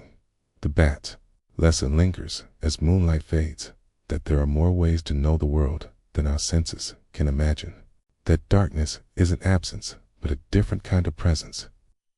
That every night, while we sleep oblivious, the air thrums with unheard sonnets, whisper, and echo, a heartbeat, a moth caught mid-note resonating in a frequency just beyond understanding as the first birds begin their morning songs. The last bats settle into sleep, their sonar softening into dreams. The forest holds its breath between nocturnal and diurnal shifts, suspended in that delicate balance where one world gives way to the next. And high in the canopy, where few ever look, a single brown bat twitches its wings, still listening, always listening for the reply that daylight will never bring. Dusk descends upon the oak forest, painting the canopy in shades of indigo and silver. High above the forest floor, a shape moves with impossible grace, a shadow among shadows, leaping from one branch to another with the silent certainty of a dreamer wandering through familiar landscapes. This is the flying squirrel's domain, where air becomes pathway and darkness turns to silk beneath outstretched limbs. Unlike its earthbound cousins, this creature does not merely climb, it glides, suspended between earth and sky by a membrane so sheer it might have been spun from moonbeams. The patagium, that delicate expanse of furred skin stretching from wrist to ankle, billows with each leap, transforming the squirrel's body into a living parachute. It is flight, stripped down to its barest, quietest form, no frantic wing beats, no thunderous takeoff. It's gravity, negotiated through geometry and patience. A leap is a commitment. The squirrel hesitates for only a heartbeat at the edge of a branch, calculating distance, sensing the wind's whisper before pushing off with hind legs coiled tight from hours of climbing. For one dizzying moment, it is airborne without direction, body elongated, forelimbs splayed wide as the patagium catches the air like a sail. This is when the magic unfolds. The squirrel is no longer falling, but drifting, angling its body to steer, subtly altering the curve of its membrane, to bleed speed or sharpen a turn. The forest rushes by in a blur of bark and leaves, but the squirrel moves through it with eerie calm. These are not panicked escapes, but well-rehearsed maneuvers, the roots ingrained in muscle memory. Some glides span 150 feet, nearly the length of a blue whale, yet landings are executed with such precision that the squirrel barely rustles a leaf. High the last possible moment, the patagium tightens, limbs extend, and the body pivots upward just enough to soften impact. A brief scramble of claws on bark, and then stillness till the next launch. The mechanics of this glide are deceivingly simple. The patagium isn't just a passive parachute, but an active flight surface, manipulated by tiny muscle movements that alter, lift, and drag. Can tilt to adjust airflow. The tail acts as a stabilizer, and even the legs subtly shift to fine-tune trajectory. Studies of their bone structure reveal ribs flattened sideways to maximize the patagium's width, and wrist bones elongated like tiny struts to keep the membrane taut. It is evolution's answer to the hang glider: no unnecessary parts, no wasted energy. But the true artistry lies in how they navigate the treetop highways night after night. These are not random forays, but well-trodden paths through three-dimensional space, arboreal freeways known down to the last twig. Some routes have been used for generations, with squirrels launching from the same takeoff points, aiming for the same landing branches, threading through gaps barely wider than their outstretched limbs. They move with the confidence of creatures who have memorized the night, making minute adjustments for wind shifts or new obstacles. Fallen logs become ramps. Bent saplings act as guide rails, the entire forest reshaped into an aerial thoroughfare, visible only to them. Their senses are perfectly tuned for this crepuscular commute. Huge, liquid eyes gather every scrap of ambient light, letting them spot landing zones in near total darkness. Whiskers long and hypersensitive tech, changes in airflow, warning of branches looming unseen. Their spatial memory is so precise that, even blinded in experiments, they can still navigate familiar routes flawlessly. But most crucial are those silent whispers of wind they ride. The subtle updrafts and eddies swirling through the canopy that add precious feet to each glide. This mastery comes at a cost. The patagium, while strong, is unforgiving of errors. A mistimed landing can send a squirrel tumbling through branches, and juveniles often bear scars from too close encounters with twigs that didn't yield. Predators like owls and martins wait along these aerial trails, forcing detours and last-minute escapes. Worst is the rain downpours waterlog the patagium's fur, weighing squirrels down like leaden handkerchiefs. On such nights, they huddle in hollow trees, listening to the storm slap against the bark, dreaming of clearer skies. Yet these challenges only heighten the squirrel's brilliance. When pursued, they execute spiraling dives too tight for any owl to follow. The landing seems unsure, they can perform mid-air stalls, bleeding speed by flaring the patagium like a parachuter's drogue chute. Some have even been observed performing intentional crashes, sacrificing a controlled landing to slam into brush too dense for predators to penetrate. Then, scampering away unharmed, dawn finds them curled in hidden dens, the patagium folded neatly against their bodies like cloaks hung up after a night's work. Their dreams must be of air currents and endless leaps of treetops swaying in invitation, of the moon riding shotgun through their daily commute across the stars. This is no ordinary existence, but a tightrope walk between tree and sky. One misstep could mean death, where perfection is demanded each night without reprieve. Yet, the flying squirrel meets this challenge with quiet expertise, turning gravity's pull into a dance partner rather than an adversary. Its life is proof that flight doesn't always require wings. Sometimes all you need is the courage to leap, and skin thin enough to catch the moonlight on your way down. The candlelight in the studio flickered like a dying moth as Leonardo's quill scratched across parchment, outlining wings that mirrored the curve of a falcon's outstretched pinions. His sketches sprawled across the desk, jointed wooden frameworks and pulleys connected to imagined muscles. Feathers layered like shingles on some divine roof, human figures suspended in perpetual mid. These were not just designs, but incantations, spells cast in ink and longing toward a sky that had always fascinated and taunted him in equal measure. He would pause sometimes, eyes losing focus as he listened to the subtle whistle of wind against the shutters, a sound that always made his fingers twitch toward fresh parchment. The bird, he wrote in his peculiar mirror script, is an instrument working according to mathematical law, an instrument which it is within man's power to reproduce. 500 years later, we leaf through those yellowed notebooks and recognize the seeds of aerodynamics taking root, the curved wing profiles anticipating Bernoulli's principle, the intuitive grasp of center of gravity and thrust. But Leonardo never saw his ornithopters fly. The materials of his time, wood, leather, rope, were too heavy, too inflexible to mimic avian grace. His designs required sinews that could contract like living muscle, membranes that would tighten and relax with each stroke. All he had were crude pulleys and springs that buckled under their own ambition. Some scholars argue he knew these machines would never work, that his obsession was more about understanding than actual creation. Yet the sketches continued, year after year, filling margins with annotations about air resistance and the screw-shaped flow of vortices behind beating wings. They became his lullaby, a nightly ritual of impossible dreams before sleep claimed him. Other visionaries followed, each adding their verse to this human lullaby.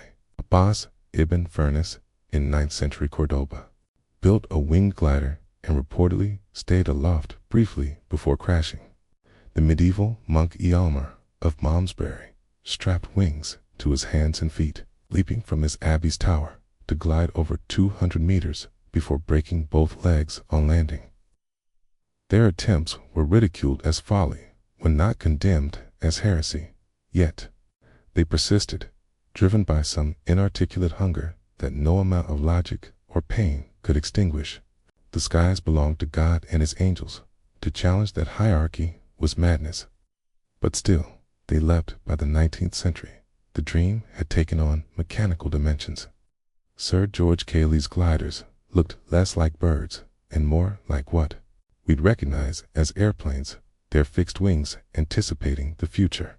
But before this pivot to practicality, there was a glorious, doomed period where inventors clung stubbornly to biomimicry.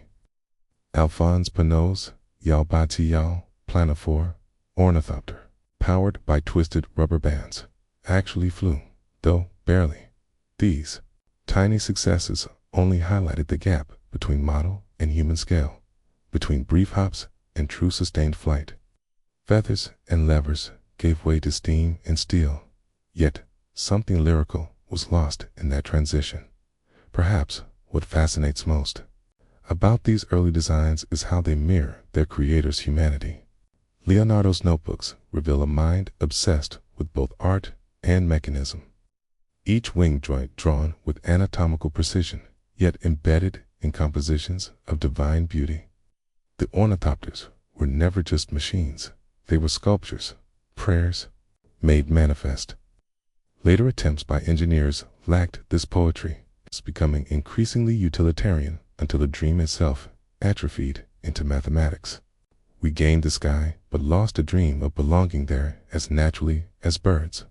Modern reconstructions, using carbon fiber and microservos, have proven some of Leonardo's designs could theoretically fly, though none with a human passenger.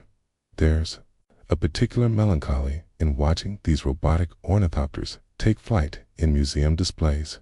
Their movements, eerily lifelike, yet devoid of the joy that animated their creators' sketches.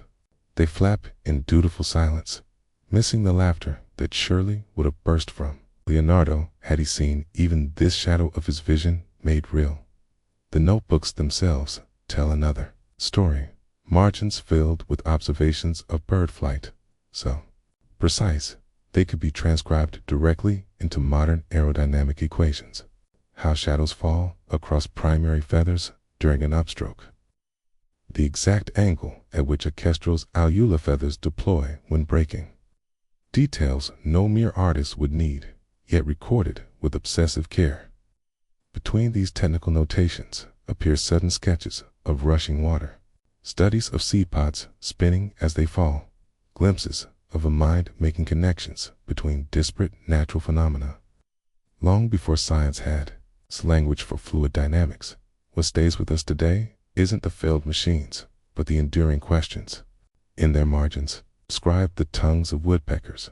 Leonardo scribbles abruptly between wing studies, followed by, serve the goose's foot, if it be webbed or no. His genius lay in seeing flight, not as a single problem to solve, but as a web of interconnected mysteries spanning anatomy, physics, and something more ineffable, that intangible quality separating living flight from mere falling with style. Later inventors would solve the mechanical equations, but Leonardo sought the secret of the lark's song that seemed to fuel its ascent. The dream endures in unexpected places. Modern engineers develop drone quadcopters that mimic hummingbird aerodynamics. Biomedical researchers study pterosaur fossils to improve flexible wing designs. Each breakthrough recalls those centuries of failed ornithopters, not as dead ends, but as necessary steps in flight's evolution. There's poetry in how today's most advanced flying machines incorporate biological principles those early dreamers intuited but couldn't implement. The wing warping of the Wright Flyer echoing avian adaptations. Helicopter blades burrowing from maple seed aurotation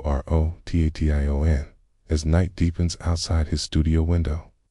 Leonardo sets down his quill and watches an owl drift past on silent wings. Somewhere in the distance, church bells mark an hour he doesn't count. The candles burn lower as he adds one last sketch to the pile.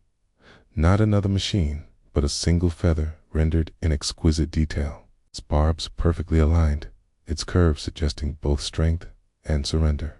He doesn't know this sketch will outlast all his flying machines, that 5 centuries hence it will still capture that elusive quality. Neither art nor science has ever fully defined. Blowing out the candles, he leaves the feather floating in darkness, an idea waiting for its time. The wind at Kitty Hawk spoke in a language only brothers could understand. It whispered through the pine barrens with a persistence that might have discouraged lesser dreamers. 2. Wilbur and Orville Wright.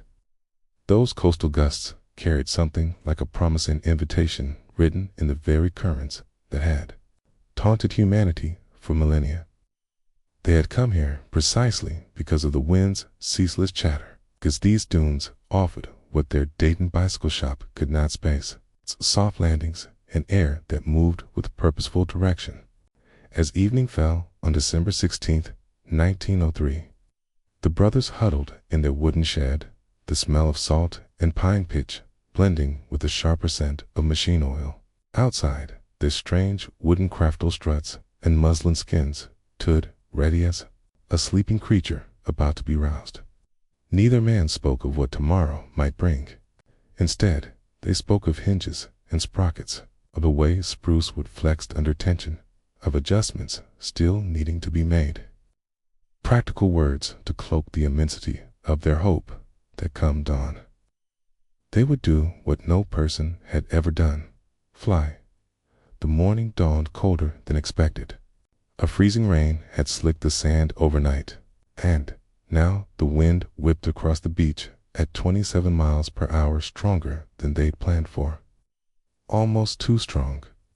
The brothers and their small crew hauled the flyer from its shelter, like midwives delivering some mechanized newborn. The wood creaked in protest.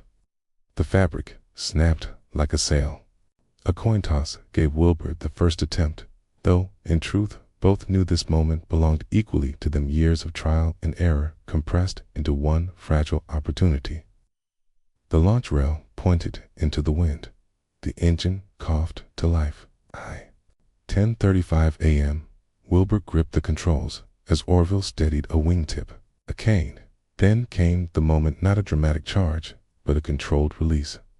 The machine lifting itself into the waiting air as much as being thrown. 12 seconds. That's all. The first flight lasted 12 seconds, covering 120 feet, less distance than the wingspan of a modern jetliner. Yet, contained within that brief arc were eons of human longing, finally made tangible. The flyer wasn't elegant, its wings warped unpredictably. Its homemade engine shuddered violently, but it flew, truly flew. It's not a glide or controlled fall, but powered, sustained flight with a pilot at the helm. By day's end, they would trade turns, each success lasting longer than the last, until Orville managed nearly a full minute aloft. The locals who witnessed these events hardly grasped their significance. Just some odd Yankees amusing themselves with a dangerous toy, but the brothers knew. It's that night, as they wired their father the famous telegram success for flights. Thursday morning. Their hands shook, not from cold, but revelation. What made their breakthrough so extraordinary wasn't merely the mechanical achievement, but the thinking behind it. While others pursued flight through brute horsepower or blind imitation of birds, the Wrights approached the problem like the bicycle mechanics. They were understanding balance first, power second. Their genius lay in recognizing that control mattered more than lift, that a flying machine needed to bank and turn like a bike leans into corners. This insight led them to develop wing warping, a method of twisting the airframe to roll the plane long before ailerons became standard. They built a wind tunnel to test dozens of wing shapes, collecting data with a rigor unheard of in their era. Even their propellers were revolutionary, not simple paddles, but carefully curved airfoils that pulled the flyer forward like a corkscrew pulling through cork. Night fell again on Kitty Hawk, but sleep remained elusive. The brothers sat on the drafty floor of their shed, the kerosene lamp casting long shadows as they replayed the day's events. Orville remarked how the controls had felt sluggish during his final landing. Wilbur mused about reducing the wing camber. Their pillow talk that night consisted of pressure coefficients and neutral points, calculations whispered with the same quiet intimacy others might reserve for love letters. Outside, the wind still howled, but now it seemed less adversary than co-conspirator, having given what was needed, though no more than necessary. In hindsight, what's most poignant is how briefly they flew that day, how quickly history moved past those fragile first moments. The 1903 flyer would never take to the air again after Kitty Hawk. Improved designs swiftly rendered it obsolete. Within 5 years, aviation pioneers worldwide were surpassing what the Wrights had achieved, their own contributions often unacknowledged. By 1909, when Wilbur demonstrated their Model A in Europe, spectators gasped at maneuvers far beyond what that original flyer could attempt. Banked turns, Kitty flights lasting hours rather than seconds. The dream had outpaced its originators, galloping toward futures they couldn't have imagined on that cold Carolina beach. Yet something essential was captured in those initial 12 seconds, a purity of purpose that later advances would obscure. The Wrights hadn't sought to conquer the air so much as converse with it, to learn its language through patient listening. Their flight wasn't an act of domination, but cooperation and understanding that true mastery looked like surrender to forces greater than oneself. This humility marked all their work, from the careful way Wilbur described flying as learning the personality of the wind, to Orville's lifelong insistence that they'd simply been lucky enough to grow up with the right interest at the right time. Modern replicas of the 1903 flyer constructed with painstaking accuracy reveal just how precarious that first flight truly was. The aircraft verges on unstable, its controls responsive to the point of twitchiness. Polluters, trained on modern planes, struggle to maintain level flight for more than a few moments before overcorrecting into a stall or spin. That the Wrights managed any controlled movement speaks to their extraordinary hands-on experience with gliders, the countless hours spent suspended between dune and sky, developing muscle memory for motions no human body was evolutionarily designed to perform as years passed and aviation advanced beyond their wildest dreams. Transatlantic flights, supersonic jets, moon landings. The brothers retained nostalgia for those raw, early days. Orville would later describe the 1903 flights as containing a magic that later achievements lacked. Something intimate and inexplicable, lost when flying became routine. Perhaps it was the newness of that moment, when every law of physics seemed up for grabs, when gravity's ancient monopoly on human aspiration was briefly gloriously broken. The dunes at Kitty Hawk remained much as they were that December morning, shifting incrementally with the winds that first carried history aloft. Visitors today often pause at the replica markers showing where those 4 flights began and ended. The distances startlingly short when seen without the lens of nostalgia. Yet, standing there, feeling that same coastal wind press against one's face, it's easy to imagine how 12 seconds could stretch into eternity, how a single heartbeat separating ground from sky might live forever in memory.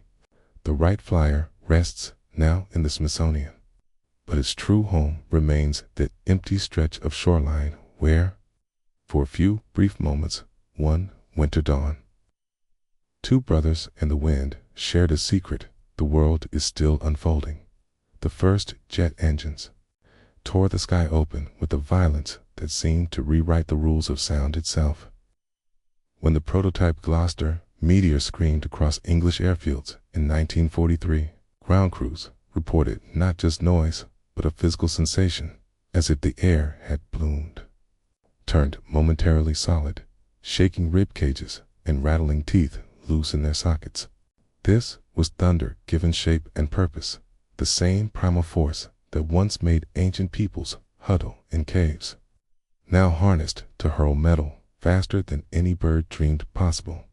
Yet, within a single human lifetime, that deafening roar would soften to something approaching whispers, not through any weakening of power, but by the relentless refinement of our dance with physics. Sir Frank Whittle's original turbojet designs worked on principles as simple as they were brutal.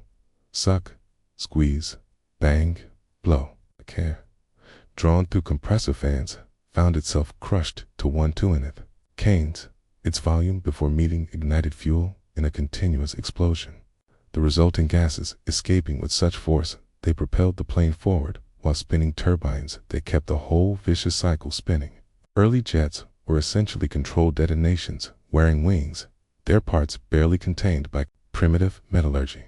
Pilots described flying them less as navigation than negotiation, coaxing, pleading, times wrestling with machines that seemed to resent the very air they moved through.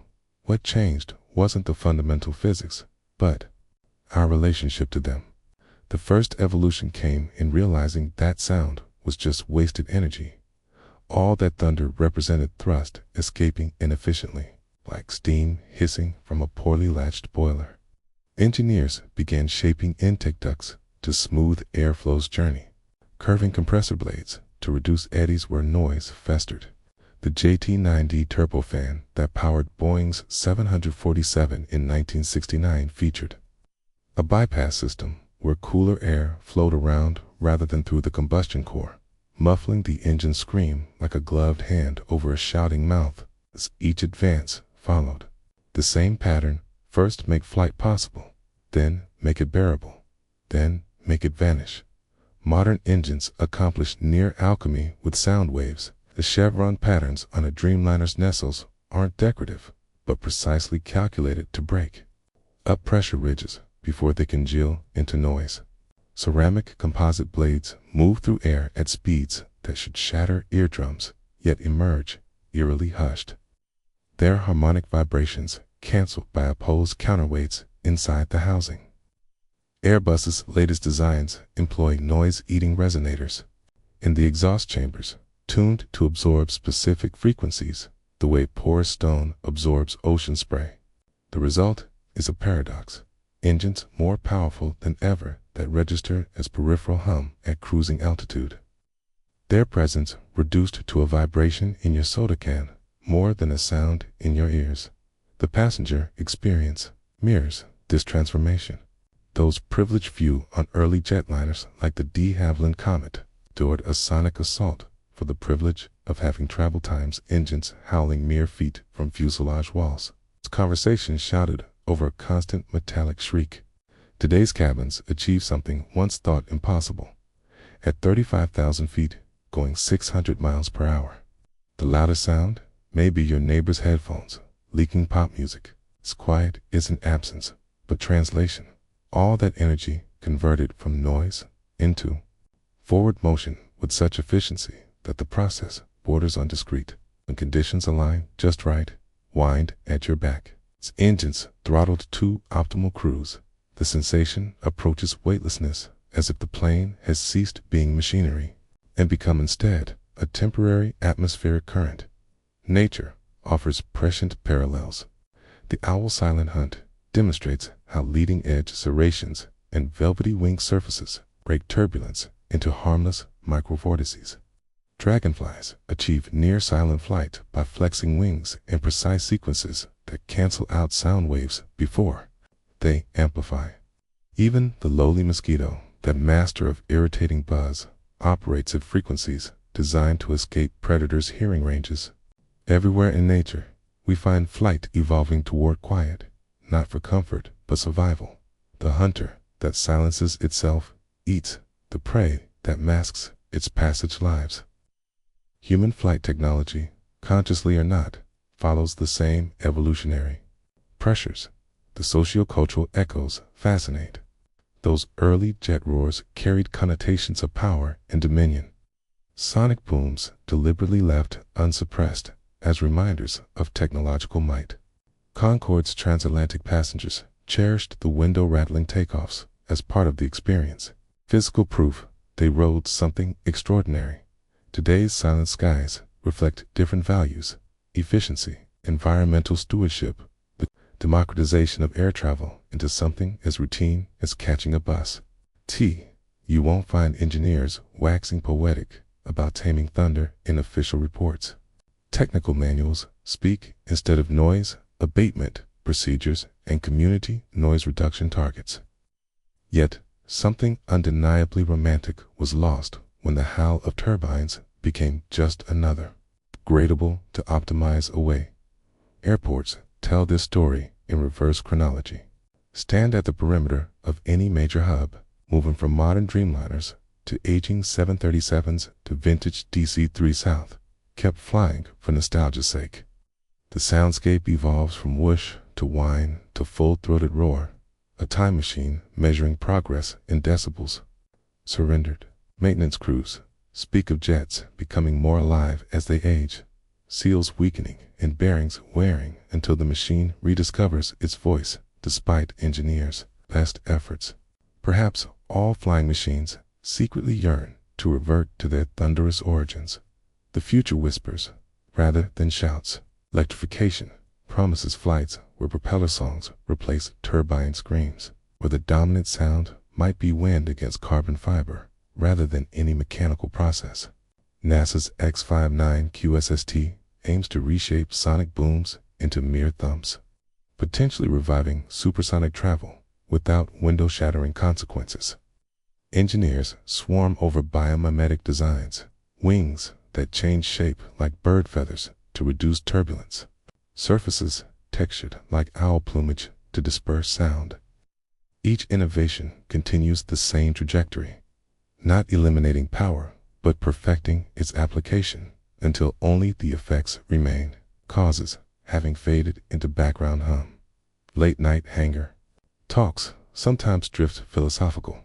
Veteran mechanics swap stories about singing engines, art harmonics heard during certain moonlit test runs that no instrument ever catches. Piloters speak of moments aloft when all instrumentation seems to pause, leaving only a gentle vibration through the controls as the plane becomes pure extension of will. These may be romanticisms, bred of tired minds, yet they express a truth, even as flight becomes ever more refined. Some part of us still thrills to the raw power it represents. The dream wasn't just a fly, but to ride lightning, to harness and be harnessed by forces beyond mortal scale. As dawn breaks over another bustling hub, the cycle resumes. Passengers board without glancing at the engines that will lift them across continents. Crews perform final checks with choreographed efficiency.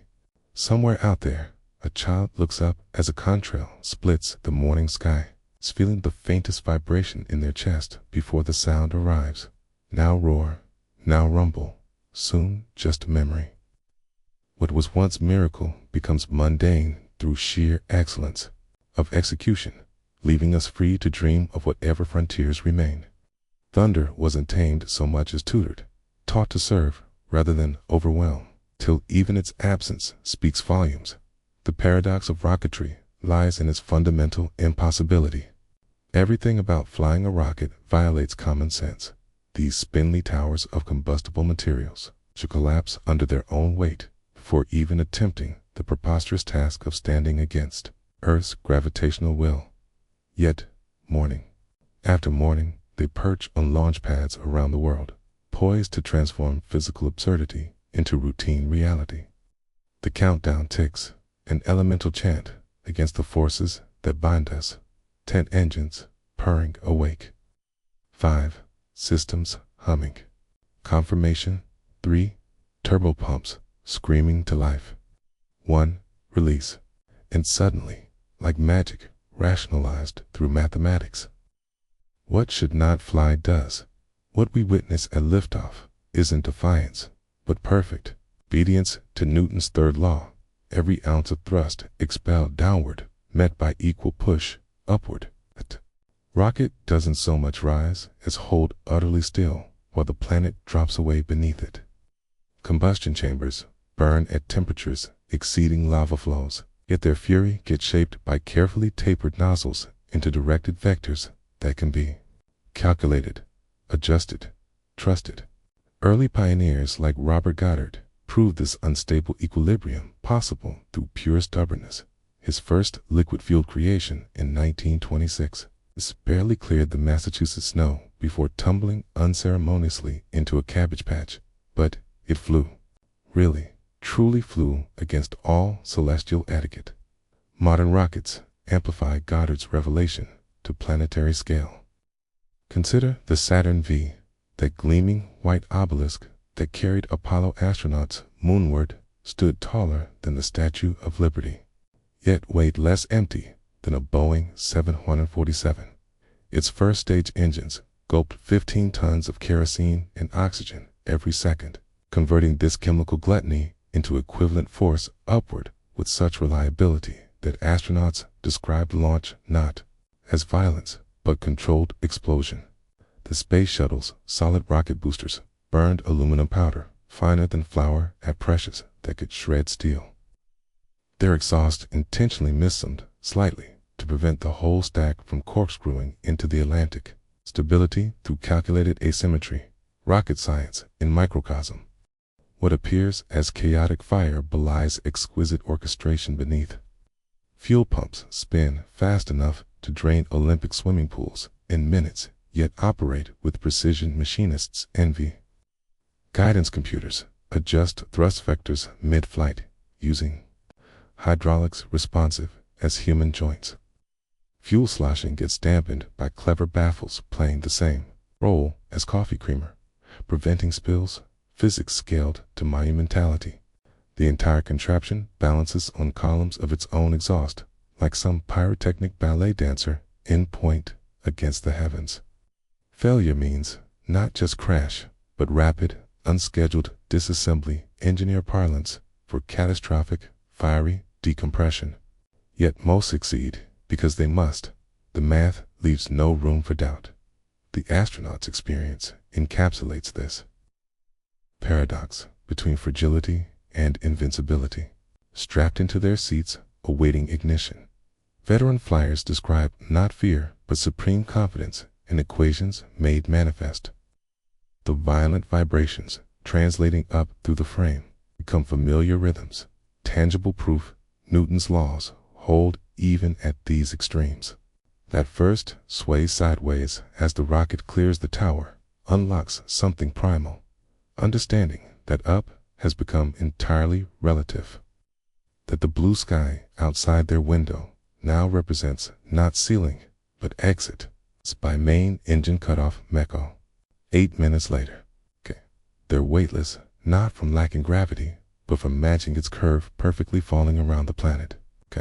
So precisely, they missed the ground entirely. Rentry plays this sequence reversed. The same capsules engineered for ascent now become blunt instruments against atmosphere, trading speed for heat as ablation shields burn away layer by sacrificial layer. Where launch demanded efficiency, return requires profligacy, wasting energy. As noise, fire, and friction, until velocity bleeds down to parachute speeds.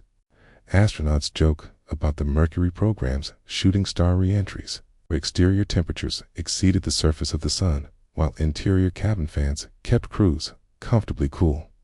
Physics partitioned into hospitable pockets. This mastery came gradually through generations of fiery mistakes. The V-2 rockets pioneered autonomous guidance, but killed more technicians than targets during testing. The Atlas ICBM's paper-thin stainless steel skin required constant pressurization, like some metallic lung. Unpressurized, it would crumple under its own weight before launch. Soviet N-1 moon rockets suffered from under-tested engines that turned launch complexes into craters. Each failure tightened the equations until reliability emerged from ruin, not perfection, but acceptable risk, balanced against transcendent reward. Modern private ventures continue this iterative tradition. SpaceX's Grasshopper tests taught rockets to land tail first, like science fiction come alive. Blue Origin's New Shepard capsule demonstrates escape systems capable of whisking astronauts from exploding boosters. Even small startups experiment with 3D printed engines and alternative propellants, democratizing access to the high frontier one explosion at a time.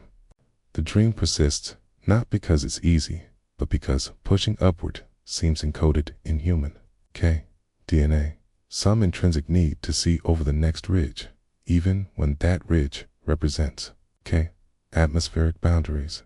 Perhaps what lingers most isn't the technology, but how it changes those who interact with it.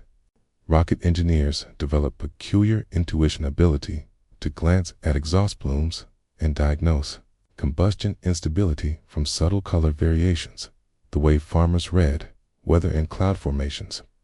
Astronauts return from orbit with altered perspective. Not just the overview affects celestial awe, but visceral understanding that rocket science. Its difficulty gets vastly overstated when the fundamentals distill to action, meeting equal reaction. Even observers feel it, watching launch's primal recognition that those flames represent collective human will made thermodynamic reality. As twilight deepens over Cape Canaveral, the latest booster stands ready for tomorrow's pre-dawn launch. Technicians make final checks by flashlight beams, while engineers review telemetry data one last time. The countdown has already begun in some sense, not hours or minutes, but generations of accumulated knowledge reaching toward this moment. When ignition comes, the roar will shake windows 50 miles away, yet represent controlled burn entirely obedient to human intention. 3.2.1. And suddenly, thunder becomes transportation, fire turns to flight, and down becomes just another direction, waiting to be forgotten. Earth's atmosphere extends about 400 kilometers, straight up before dissipating into space, a distance equivalent to driving from New York to Boston, except vertically. Here, where the sky fades from deep blue to endless black, floats humanity's most improbable outpost. The International Space Station drifts in perpetual freefall at 28,000 kilometers per hour, orbiting our planet every 90 minutes in a silent ballet of precision and poetry. Its existence defies both gravity and geopolitical logic. A delicate aluminum chrysalis built by nations that couldn't always agree on terrestrial matters, yet collectively invested in this shared vantage point among the stars. Weightlessness transforms mundane routines into meditative rituals. Morning begins not with the groan of alarms, but the silent realization that you're already floating, your body suspended in its sleeping bag like a feather caught in mid-descent. There are no pillows here. None are needed when head and feet hold equal status in a universe without up. Astronauts describe waking gradually as Earth's reflected light creeps across their eyelids. Dawn arriving not from eastward sunrise, but as their orbital path carries them into sunlight sweeping sideways across the planet's curve. The sensation approximates being gently shaken awake by the universe itself. Movement through the stations. Modules requires neither steps nor strides, but subtle pushes against bulkheads' fingertips. Grazing surfaces to propel oneself forward.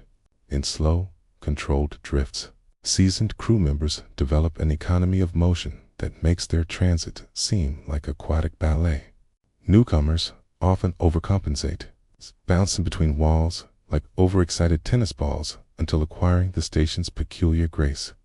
The air carries faint scents of machine oil and ozone layered beneath an ever-present metallic temps. The olfactory signature of recycled oxygen and carefully calibrated life support.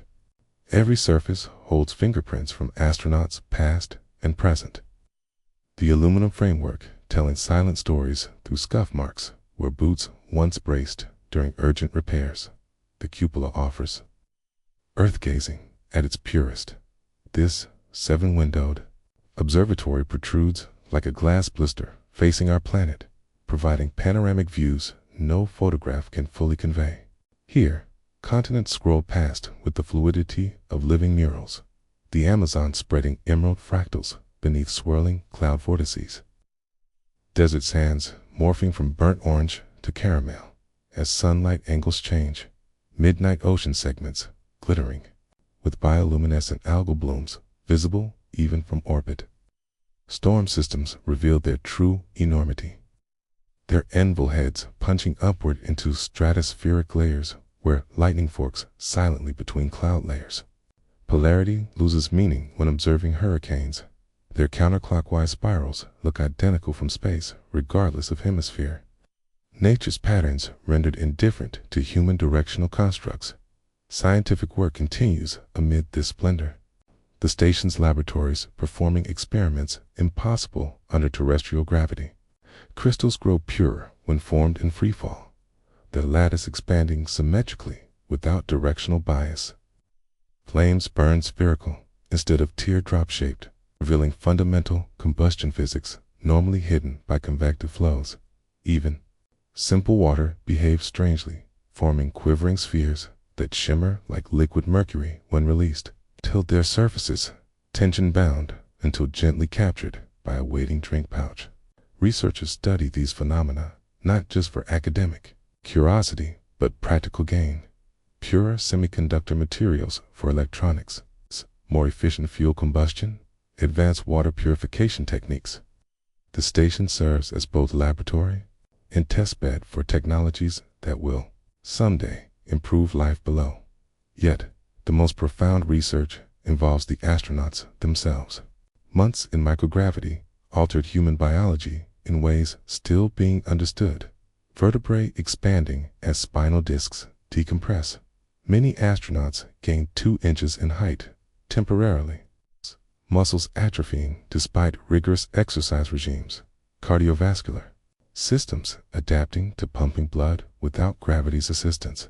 Station veterans describe odd proprioceptive moments upon return to Earth, instinctively letting go of objects mid-air, expecting them to float, or waking panicked when their body's weight registers as unfamiliar pressure against the mattress. The body remembers weightlessness the way concert pianists' fingers retain muscle. Memory of complex sonatas, not as novelty, but inhabited reality. Sleep comes differently here. Crew members retire to phone booth-sized sleeping pods, zipping themselves into soundproofed compartments where tethers keep them from drifting into equipment.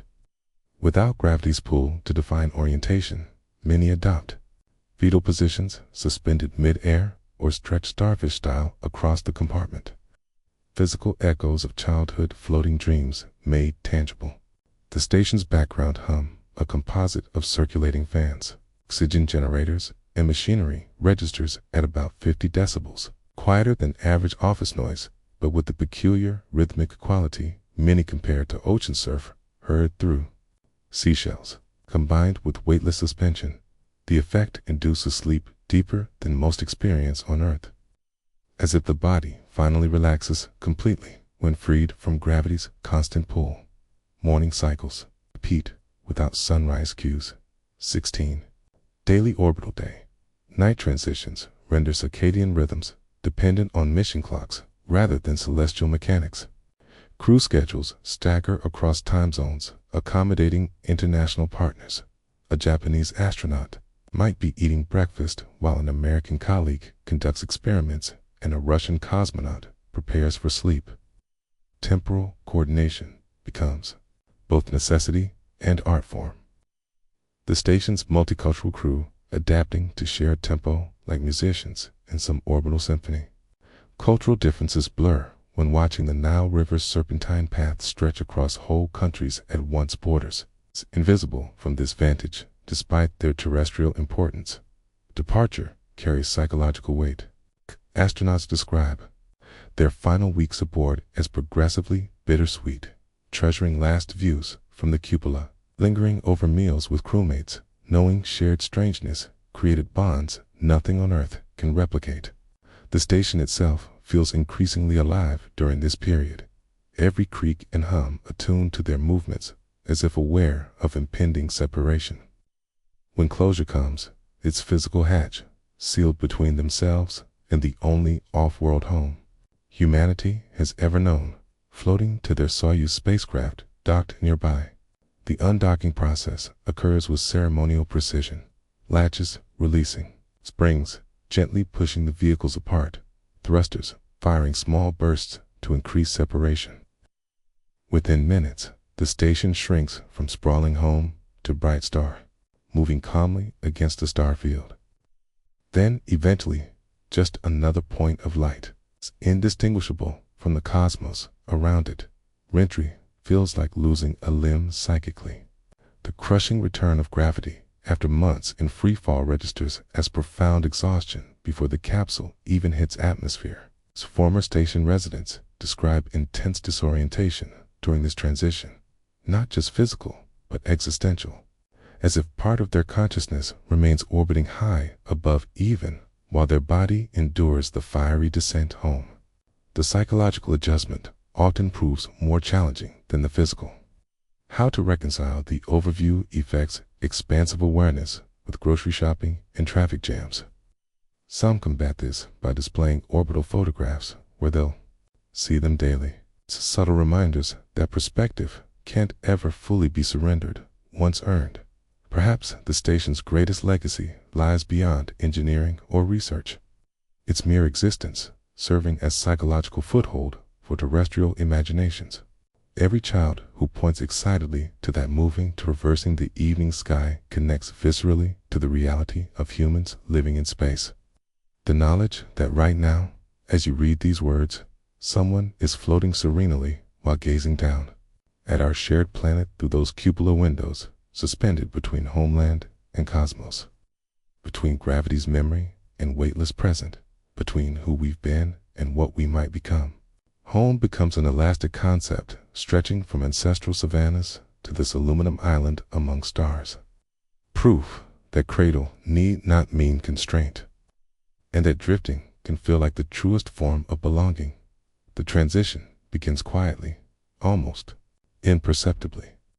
One moment you're orbiting in that pristine nothingness where stars don't twinkle their light, undistorted by atmosphering. Earth hangs suspended outside your window like a child's glowing blue marble. Then comes the subtle nudge of retrofire. The spacecraft rotating obediently engines forward before igniting a precisely timed burn that bleeds off. Just enough velocity to begin the long fall home. This isn't like aircraft descent with its gradual curves and altitude adjustments. Tree happens decisively, irrevocably, calculated surrender to gravity's patient insistence.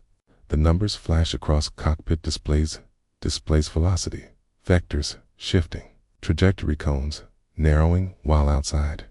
The universe inhales sharply before the plunge. At first, nothing feels different.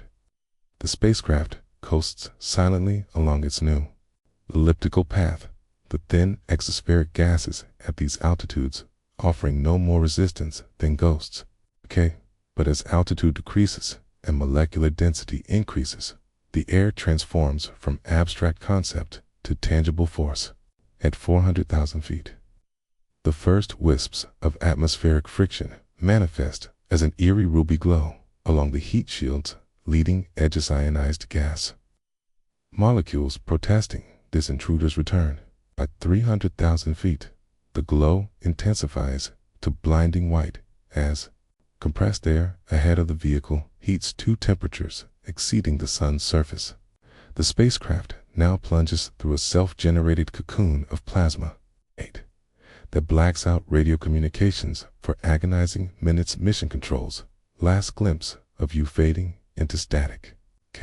As you become a human meteor streaking across the upper atmosphere. Physics grows tactile during these fiery moments. What mission diagrams depict as clean aerodynamic curves manifests as violent vibration shaking the capsule with jackhammer force. The heat shield's ablative material responds by design charring and flaking away layer by sacrificial layer like some biological shedding of skin. Each evaporating molecule carrying destructive heat energy away from the pressurized cabin. G-forces build gradually at first, then with increasing insistence 1G, then 3 gigaseconds, peaking briefly at 4 or 5 gigaseconds as the spacecraft punches through maximum dynamic pressure. Astronauts describe the sensation not as crushing weight, but full body compression, like being hugged too tightly by an insistent lover, while simultaneously riding a jackhammer. Breathing requires conscious effort. Raising an arm feels like moving through hardening concrete, yet within this maelstrom exists profound intimacy. That plasma cocoon enveloping the spacecraft functions as both barrier and mediator, the Earth's way of ensuring no returning object approaches too quickly or carelessly. The same atmosphere that gentles raindrops and carries birds aloft now reshapes itself into this protective blaze, absorbing the spacecraft's cosmic velocity through incremental friction. Viewed thermodynamically, re-entry represents meticulous energy exchange converted to thermal speed, traded safely for heat. The spacecraft essentially pays its atmospheric toll in joules, the planet exacting its due through fiery bookkeeping until velocities drop to parachute-safe ranges. For all its violence, the plasma sheath produces surreal beauty observable only from within. The ionization creates its own luminescence, flashes of violet and electric blue dancing across the windows as charged particles race along the vehicle's skin. At peak heating, the exterior glow reaches incandescent white, casting sharp shadows inside the cabin, while exterior temperatures hit 30 degrees Fahrenheit. Hot enough to vaporize steel, yet held at bay by mere inches of heat shield material. To protect it, space behind this barrier remains improbably temperate, climate-controlled. Like an office building, despite the hellscape outside, human engineering and planetary physics engage in their most direct negotiation. The ship's trajectory computers making continual micro-adjustments to maintain that precious balance between burning up and bouncing off the atmosphere entirely. The transition happens abruptly when it comes. One moment you're immersed in that churning plasma storm, the next silence. The flaming sheath evaporates like a dream upon waking, leaving behind only charred shielding and startled human eyes blinking at sudden darkness outside the windows. Velocity has bled down to subsonic. The worst is over. What remains feels almost gentle by comparisons. The capsule's parachutes deploying in stages like flowers blooming in slow motion. Their billowing canopies transforming deadly descent into something approaching leisurely drift. Computers that moments ago calculated plasma density ratios now concern themselves with wind drift and splashdown targeting. Their focus shifted decisively. EARTHWARD. First contact with the home planet often feels anticlimactic. Ocean landings bring an almost comedic transition from fiery ordeal to bobbing gently on wavelets while recovery ships race toward you. Land touchdowns jolt with finality, one last reminder that gravity's jurisdiction has been fully reinstated after those weightless months aloft. Soyuz crews describe smelling steppe grasses through ventilation vents before seeing them. Apollo astronauts marveled at moon dust still clinging to their boots as they knelt to kiss the carrier deck. The contrasts overwhelm senses, dulled by months of sterile orbital existency. Sprays, sharp salt tanks, helicopter blades thundering overhead, and EMT's calloused hands helping you stand on legs that forgot how. Physically, recovery takes weeks. Fluids redistribute to terrestrial circulation patterns. Muscles rebuild tone for fighting gravity rather than floating through workdays. Psychologically, the process extends infinitely. Astronauts report waking 4 months afterward with the phantom sensation of weightlessness, reaching for floating tools that aren't there. Startled by their own reflections, earthly solidity. The blue marble perspective lingers to one inability to see national borders in maps anymore, or watch thunderstorms without imagining their swirling beauty from above. Some describe craving certain orbital sounds, the stations, ventilators, white noise, the ping of micrometeorites against holes only, to realize these exist nowhere on Earth. The re-entry fire burns away more than velocity. It, fundamentally, alters one's relationship with the planet waiting below. Perhaps this explains why returning crews often fixate on small sensory pleasures: grass between bare toes, fresh oranges bursting with juice, rain falling on upturned faces. These mundane miracles represent everything space cannot provide, despite its majesty. The earth reminding returnees through each dew-kissed leaf and warm loaf of bread that belonging carries its own atomic signature. The planet welcomes its wanderers home by reminding them what home actually means. Not just gravity and air, but all the living context they temporarily left behind. The charred capsule tells another story. Its heat shield, originally smooth and uniform, now appears cratered and blackened, like some archaeological relic pulled from volcanic ruins. Technicians will study these burn patterns like palm readers, deciphering fate lines, each erosion and charred depth, indicating how the atmosphere accepted this particular vessel back. The data gets logged meticulously, this ablation rate for that trajectory angle. These thermal readings corresponding to specific plasma densities.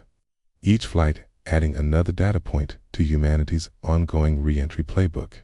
Eventually, this capsule too may become museum artifact behind glass. Its scars transformed from engineering concerns to historical markers. Modern spacecraft continue refining this fiery waltz. New heat shield materials promise reusability without performance loss. Alternative trajectories aim for gentler deceleration profiles. The dream persists of runway landings, replacing parachute descents in elegant closure to the journey. Yet, for all our advancements, the fundamental truth remains unchanged. Returning from space requires negotiating with the atmosphere on its terms. It's that protective plasma barrier being Earth's way of ensuring nothing re-enters carelessly. We may bypass the flames someday through breakthrough technologies, but the planetary embrace will continue dictating terms. Fire transforms through understanding into welcome rather than warning. That transitioned from orbital detachment to atmospheric embrace contains its own peculiar poetry. The planet neither rejects nor gently accepts returning vessels, but methodically strips away their cosmic momentum layer by fiery layer until they're once again compatible with terrestrial existence. Those final parachute floats drift through air made precious by its resistance, every molecule the reason life persists below. What appears destruction serves restoration, the ultimate homecoming, forged in temporary flame but cooled by an ocean's patience and an outstretched hand's warmth. When hatches finally open wide, the thin Martian air offers no forgiveness.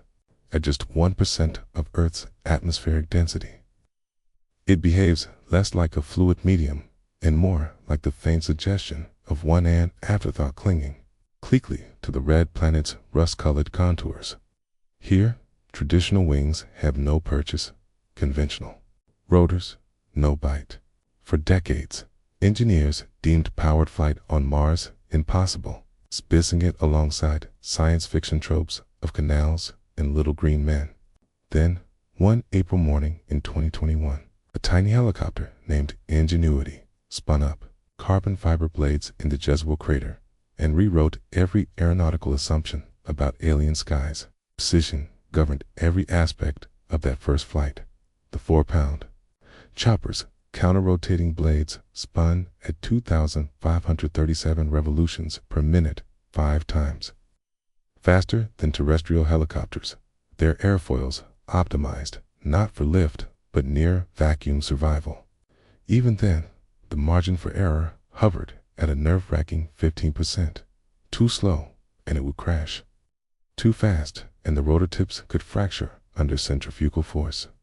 The helicopter's entire autonomous brain weighed less than a smartphone, yet had to process terrain, acceleration, spin rates faster than Mars's light-delayed communications would allow for earthly oversight. When it finally ascended, climbing 3 meters in a flight lasting 39.1 seconds, it marked aviation history's most improbable success since the Wright brothers, achieved without a single human present to witness it firsthand. What Earth would recognize as breeze barely exists on Mars. Wind speeds occasionally reach 60 miles per hour. In such thin atmosphere, this translates to pressure equivalent to a toddler's breath. Ingenuity adapted by treating the entire Martian environment as one massive optimization. Puzzle flying only during mid-morning hours when solar power met thermal sweet spots between brittle, nighttime cold and electronics melting daytime radiance. Each flight followed months of analysis, waiting for atmospheric pressure to nudge upward during seasonal changes. Monitoring the ever-present dust for signs of storms that could clog moving parts. The helicopter's very wingspan, 4 feet tip to tip, had been mathematically derived from first principles big enough to maximize what scant air existed, small enough that material stresses wouldn't snap the delicate blades. Watching Ingenuity's flight data streams unfold was like listening to a musician perform in an alien key. Traditional helicopters rely on stable auto-rotation during descent. The Martian variant had to execute something closer to a controlled stall, deliberately losing altitude while maintaining enough spin for emergency recovery should gusts shift unpredictably. Dust became both enemy and accomplice. The rotor wash kicked up beautiful concentric halos of ochre particles dubbed Martian fairy circles by engineers. Yet those same abrasive grains threatened to infiltrate actuators and degrade solar panel efficiency. Every flight doubled as a science experiment. One knew precisely how wind shear would behave when channeled through Jezero crater's geology, or how the thin CO atmosphere would transmit vibrations differently than Earth's nitrogen-oxygen. Mixed out by its 5th flight, Ingenuity had already transcended technology demonstration status to become full-fledged pathfinder. It scouted terrain for its rover companion, Perseverance, imaging boulder fields in dune patterns that would have taken weeks to analyze from the ground. The helicopter squeezed every erg from its 35-second flight windows, performing aerial reconnaissance, testing experimental maneuvers, even carrying tiny fragments of historical aircraft fabric, including a postage stamp swatch from the Wright Flyer as talismans connecting 2 eras of impossible firsts. Each sortie expanded Mars's flight envelope. Higher, faster, farther, though fast meant pedestrian jogging speeds, and far seldom exceeded a few hundred yards by terrestrial standards. Then came the wind. Late in the mission, Ingenuity faced dust storms that partially obscured its solar panels, a crash landing that left it tilted at 40 degrees, and a brutal Martian winter where nighttime temperatures plunged to minus 130 degrees Fahrenheit. Yet, each time, it rallied to covering from the tilt by rebooting its gyros at just the right moment, rebounding from brownouts by rationing battery power like some energy-conscious desert creature. NASA had conservatively budgeted for 5 flights. By Flight 72, Ingenuity was still transmitting, completing 125 minutes of cumulative airtime across distances totaling over 10 miles. It revealed riverbeds, invisible from orbit, captured Perseverance's tracks snaking across ancient lakebeds, and demonstrated that aerial exploration works even on worlds actively hostile to flight. So long, says engineers, count for alien physics with enough ingenuity. What emerges from these years of data is nothing short of revolutionary proof that flight can thrive in atmospheres where it shouldn't. Future Mars missions now plan whole armadas of flying probes, possibly even establishing permanent airborne weather monitoring networks. The FAA already classifies Ingenuity as the first aircraft on another planet. Its registration number, IGY-1, inscribed alongside Lindbergh's Spirit of St. Louis and Gagarin's, was stock in aviation's lineage, as Martian dusk deepens on Ingenuity's final resting place. The little helicopter's last transmission includes temperature readouts and battery percentages, but also something more poignant: final slow spin of blades stirring the dust one last time. Flight data shows sudden oscillation as an unexpected evening gust catches the rotors just sown violently, a bite, firmly enough to make the craft wobble gently into darkness. Then the signal winks out, not with drama, but quiet cessation of telemetry, the same way a heartbeat flatlines after a long life well lived. Back on Earth, controllers wait several sols before officially concluding the mission, unable to shake the image of their tiny, mechanical emissary settling into the red dust where afternoon winds might occasionally trace fingers across its solar panel wings. Jezero crater goes still. The thin air carries no echoes of worry, blades only the sigh of alien breezes rolling down from the delta, where an ancient river once flowed. Some things on Mars remain permanent. Flight is no longer one of them. The golden record spins silently in interstellar space, its gilded surface catching stray starlight that has traveled for years to reach it. This fragile metal disc, no larger than a dinner plate, carries the weight of humanity's whispered hopes, etched into its grooves, celestial message in a bottle flung into the cosmic ocean with no certainty of ever being found. Its contents were carefully curated birdsong in batch, the sound of rain and a mother's kiss, laughter in dozens of languages blending into universal joy, but its true significance lies deeper than the sum of its encoded sounds.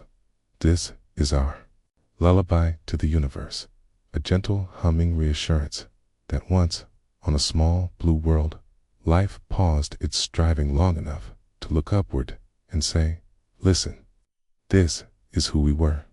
Creating the golden record required paradoxical thinking. How to convey Earth's essence using technology aliens might not understand, through media they might never decode. Carl Sagan's team approached this by building layers of meaning pictograms explaining the record's origins, analog waveforms showing audio playback speed, mathematical primers establishing context for the included sciences and arts. The team agonized over inclusions: a Peruvian wedding song over a Beatles track, sharks over puppies, the sound of a kiss, but no spoken I love you.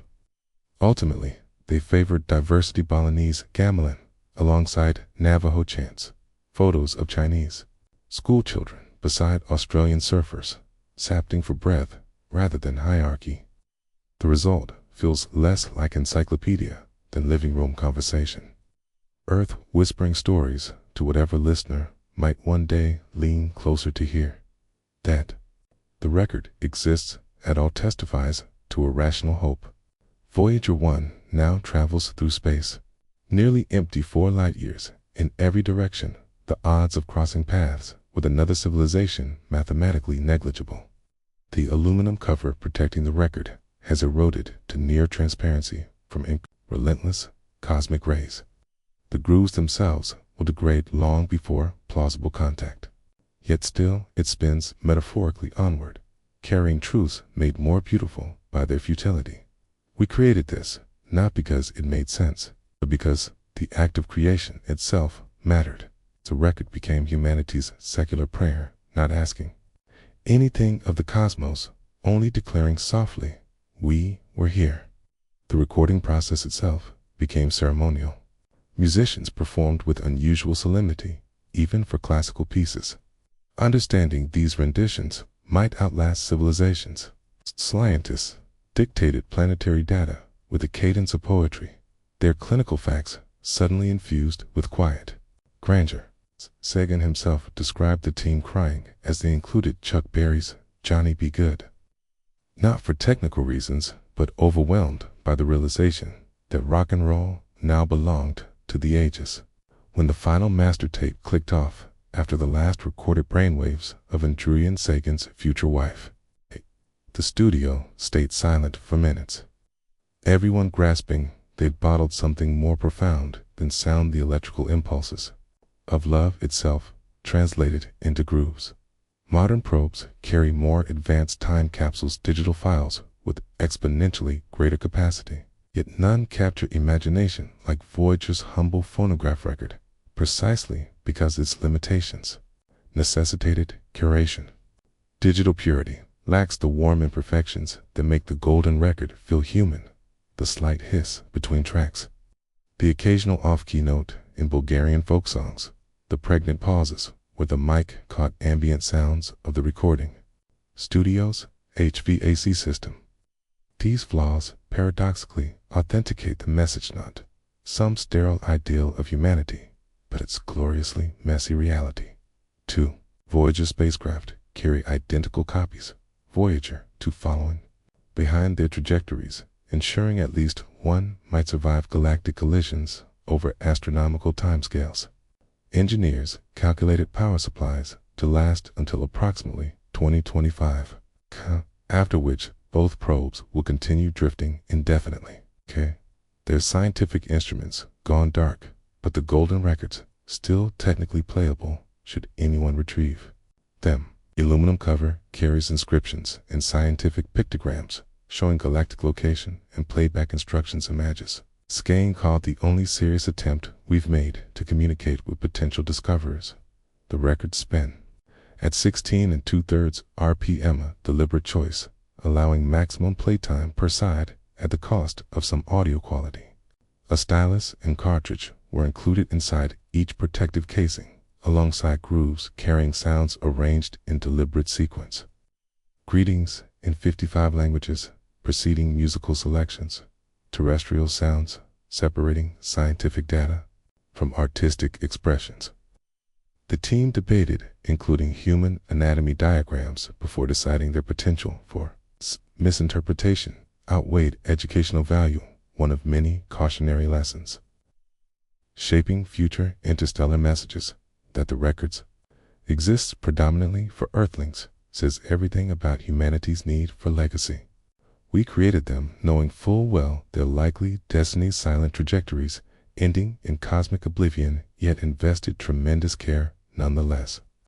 Their purpose shifts from actual communication to symbolic gesture, from interstellar postcard to mirror reflecting our own aspirations. They comfort more than they inform, reassuring us that even as individuals and civilizations pass, something of our essence might endure the void. Perhaps this explains their enduring mystique. No museum exhibition of Voyager replicas goes unattended. No documentary mention fails to inspire wonder.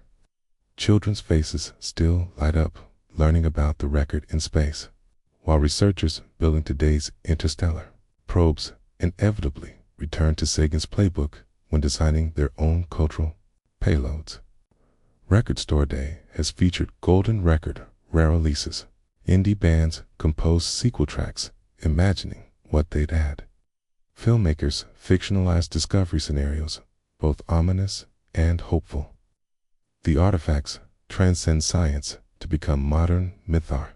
Era's cave paintings rendered in analog waveforms instead of ochre pigments, yet cynicism finds no purchase here. What could appear quixotic instead reveals profound optimism that intelligence inherently seeks connection. That technological civilization doesn't inevitably terminate in self-destruction. That curiosity outweighs fear when confronting the unknown. The records posit a universe where civilizations voluntarily share their essence despite unimaginable distances and timeframes, where isolation is temporary and bridges possible.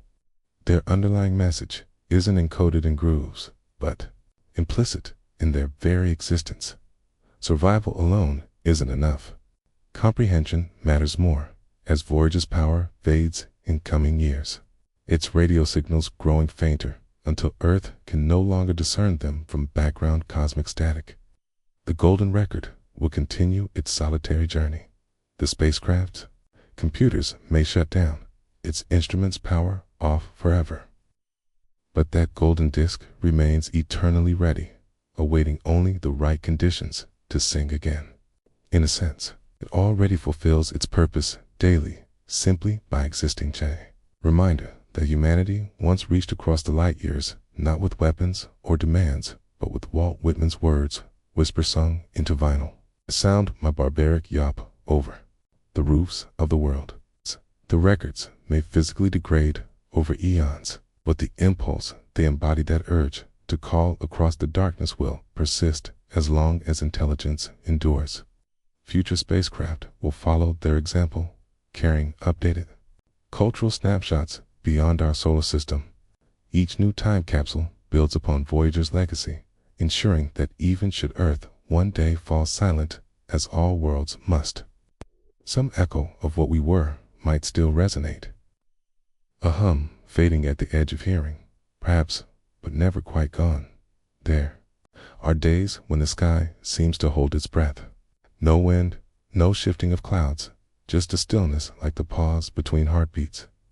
On such days, if you watch carefully, you might see a feather detached from the wings of a passing bird, spiraling down with unbearable lightness, riding the air in slow, quiet loops before settling on the ground, spent and unremarkable. It's an inconsequential moment, speck of biology surrendering to gravity. And yet, in that descent lies the whole story of flight, of our longing to rise, our inevitable return, and the beauty that lingers in between. The history of flight is, in many ways, the history of reaching beyond what should be possible. Birds did it first, demonic puzzles of bone and muscle, solving the riddles of lift and drag long before humans had words for them. Insects refined it to an uncanny precision, their wings tracing figure eights in the air as if writing secret equations in a language we are only now beginning to decipher. Bats painted darkness with echolocation, turning sound into sight, while gliders flying squirrels, tree-dwelling lizards. Even certain seeds proved that surrender to the wind could be its own kind of defiance. Humans, latecomers to this airborne symphony, watched, envied, and then hurled themselves into the unknown with a mix of desperation and wonder. From Leonardo's fevered sketches of ornithopters to the Wright brothers' bicycle shop tinkering to the sleek spring jets of today, we have been chasing the same dream, to move through the air not as trespassers, but as guests. Flight is, at its core, a conversation. The bird speaks to the wind. The wind answers in updrafts and thermals. The bat murmurs to the night. The night responds in echoes. The jet engine roars into the sky. The sky buffers it with turbulence, shapes it with pressure. And the astronaut, floating high above the thin blue line of Earth's atmosphere, listens to the silence of the void only to realize that what seems like emptiness is its own kind of language. Each method of flight whether feather or metal wing, is a pact with physics and understanding that to rise is to negotiate, not conquer. If flight teaches anything, it is restraint. The albatross, cycling vast oceanic distances without a single flap, understands this. It does not waste energy. It borrows momentum from the wind, repaying the debt later in effortless glides. The honeybee, hovering miraculously at a blossom, economizes every vibration, knowing that to squander a single wing beat is to risk starvation. Even our machines, those roaring, fire-breathing marvels, have learned subtlety. The jets that once rattled windows now hum like distant thunder as engineers sculpt them into quieter, more efficient shapes. Rockets, once violent explosions, barely contained by steel, now curve gracefully into orbit. Their trajectories as deliberate as calligraphy. And then there is the silence of spaceflight, that paradoxical absence of sound where no air exists to carry it. Here orbits the International Space Station, a tiny glint against the endless dark, home to those who have stepped beyond the sky entirely. Floating inside its metal womb, astronauts experience what no bird or bat ever will, the pure surrender to freefall, where every direction is relative. To them, up and down are mere conveniences.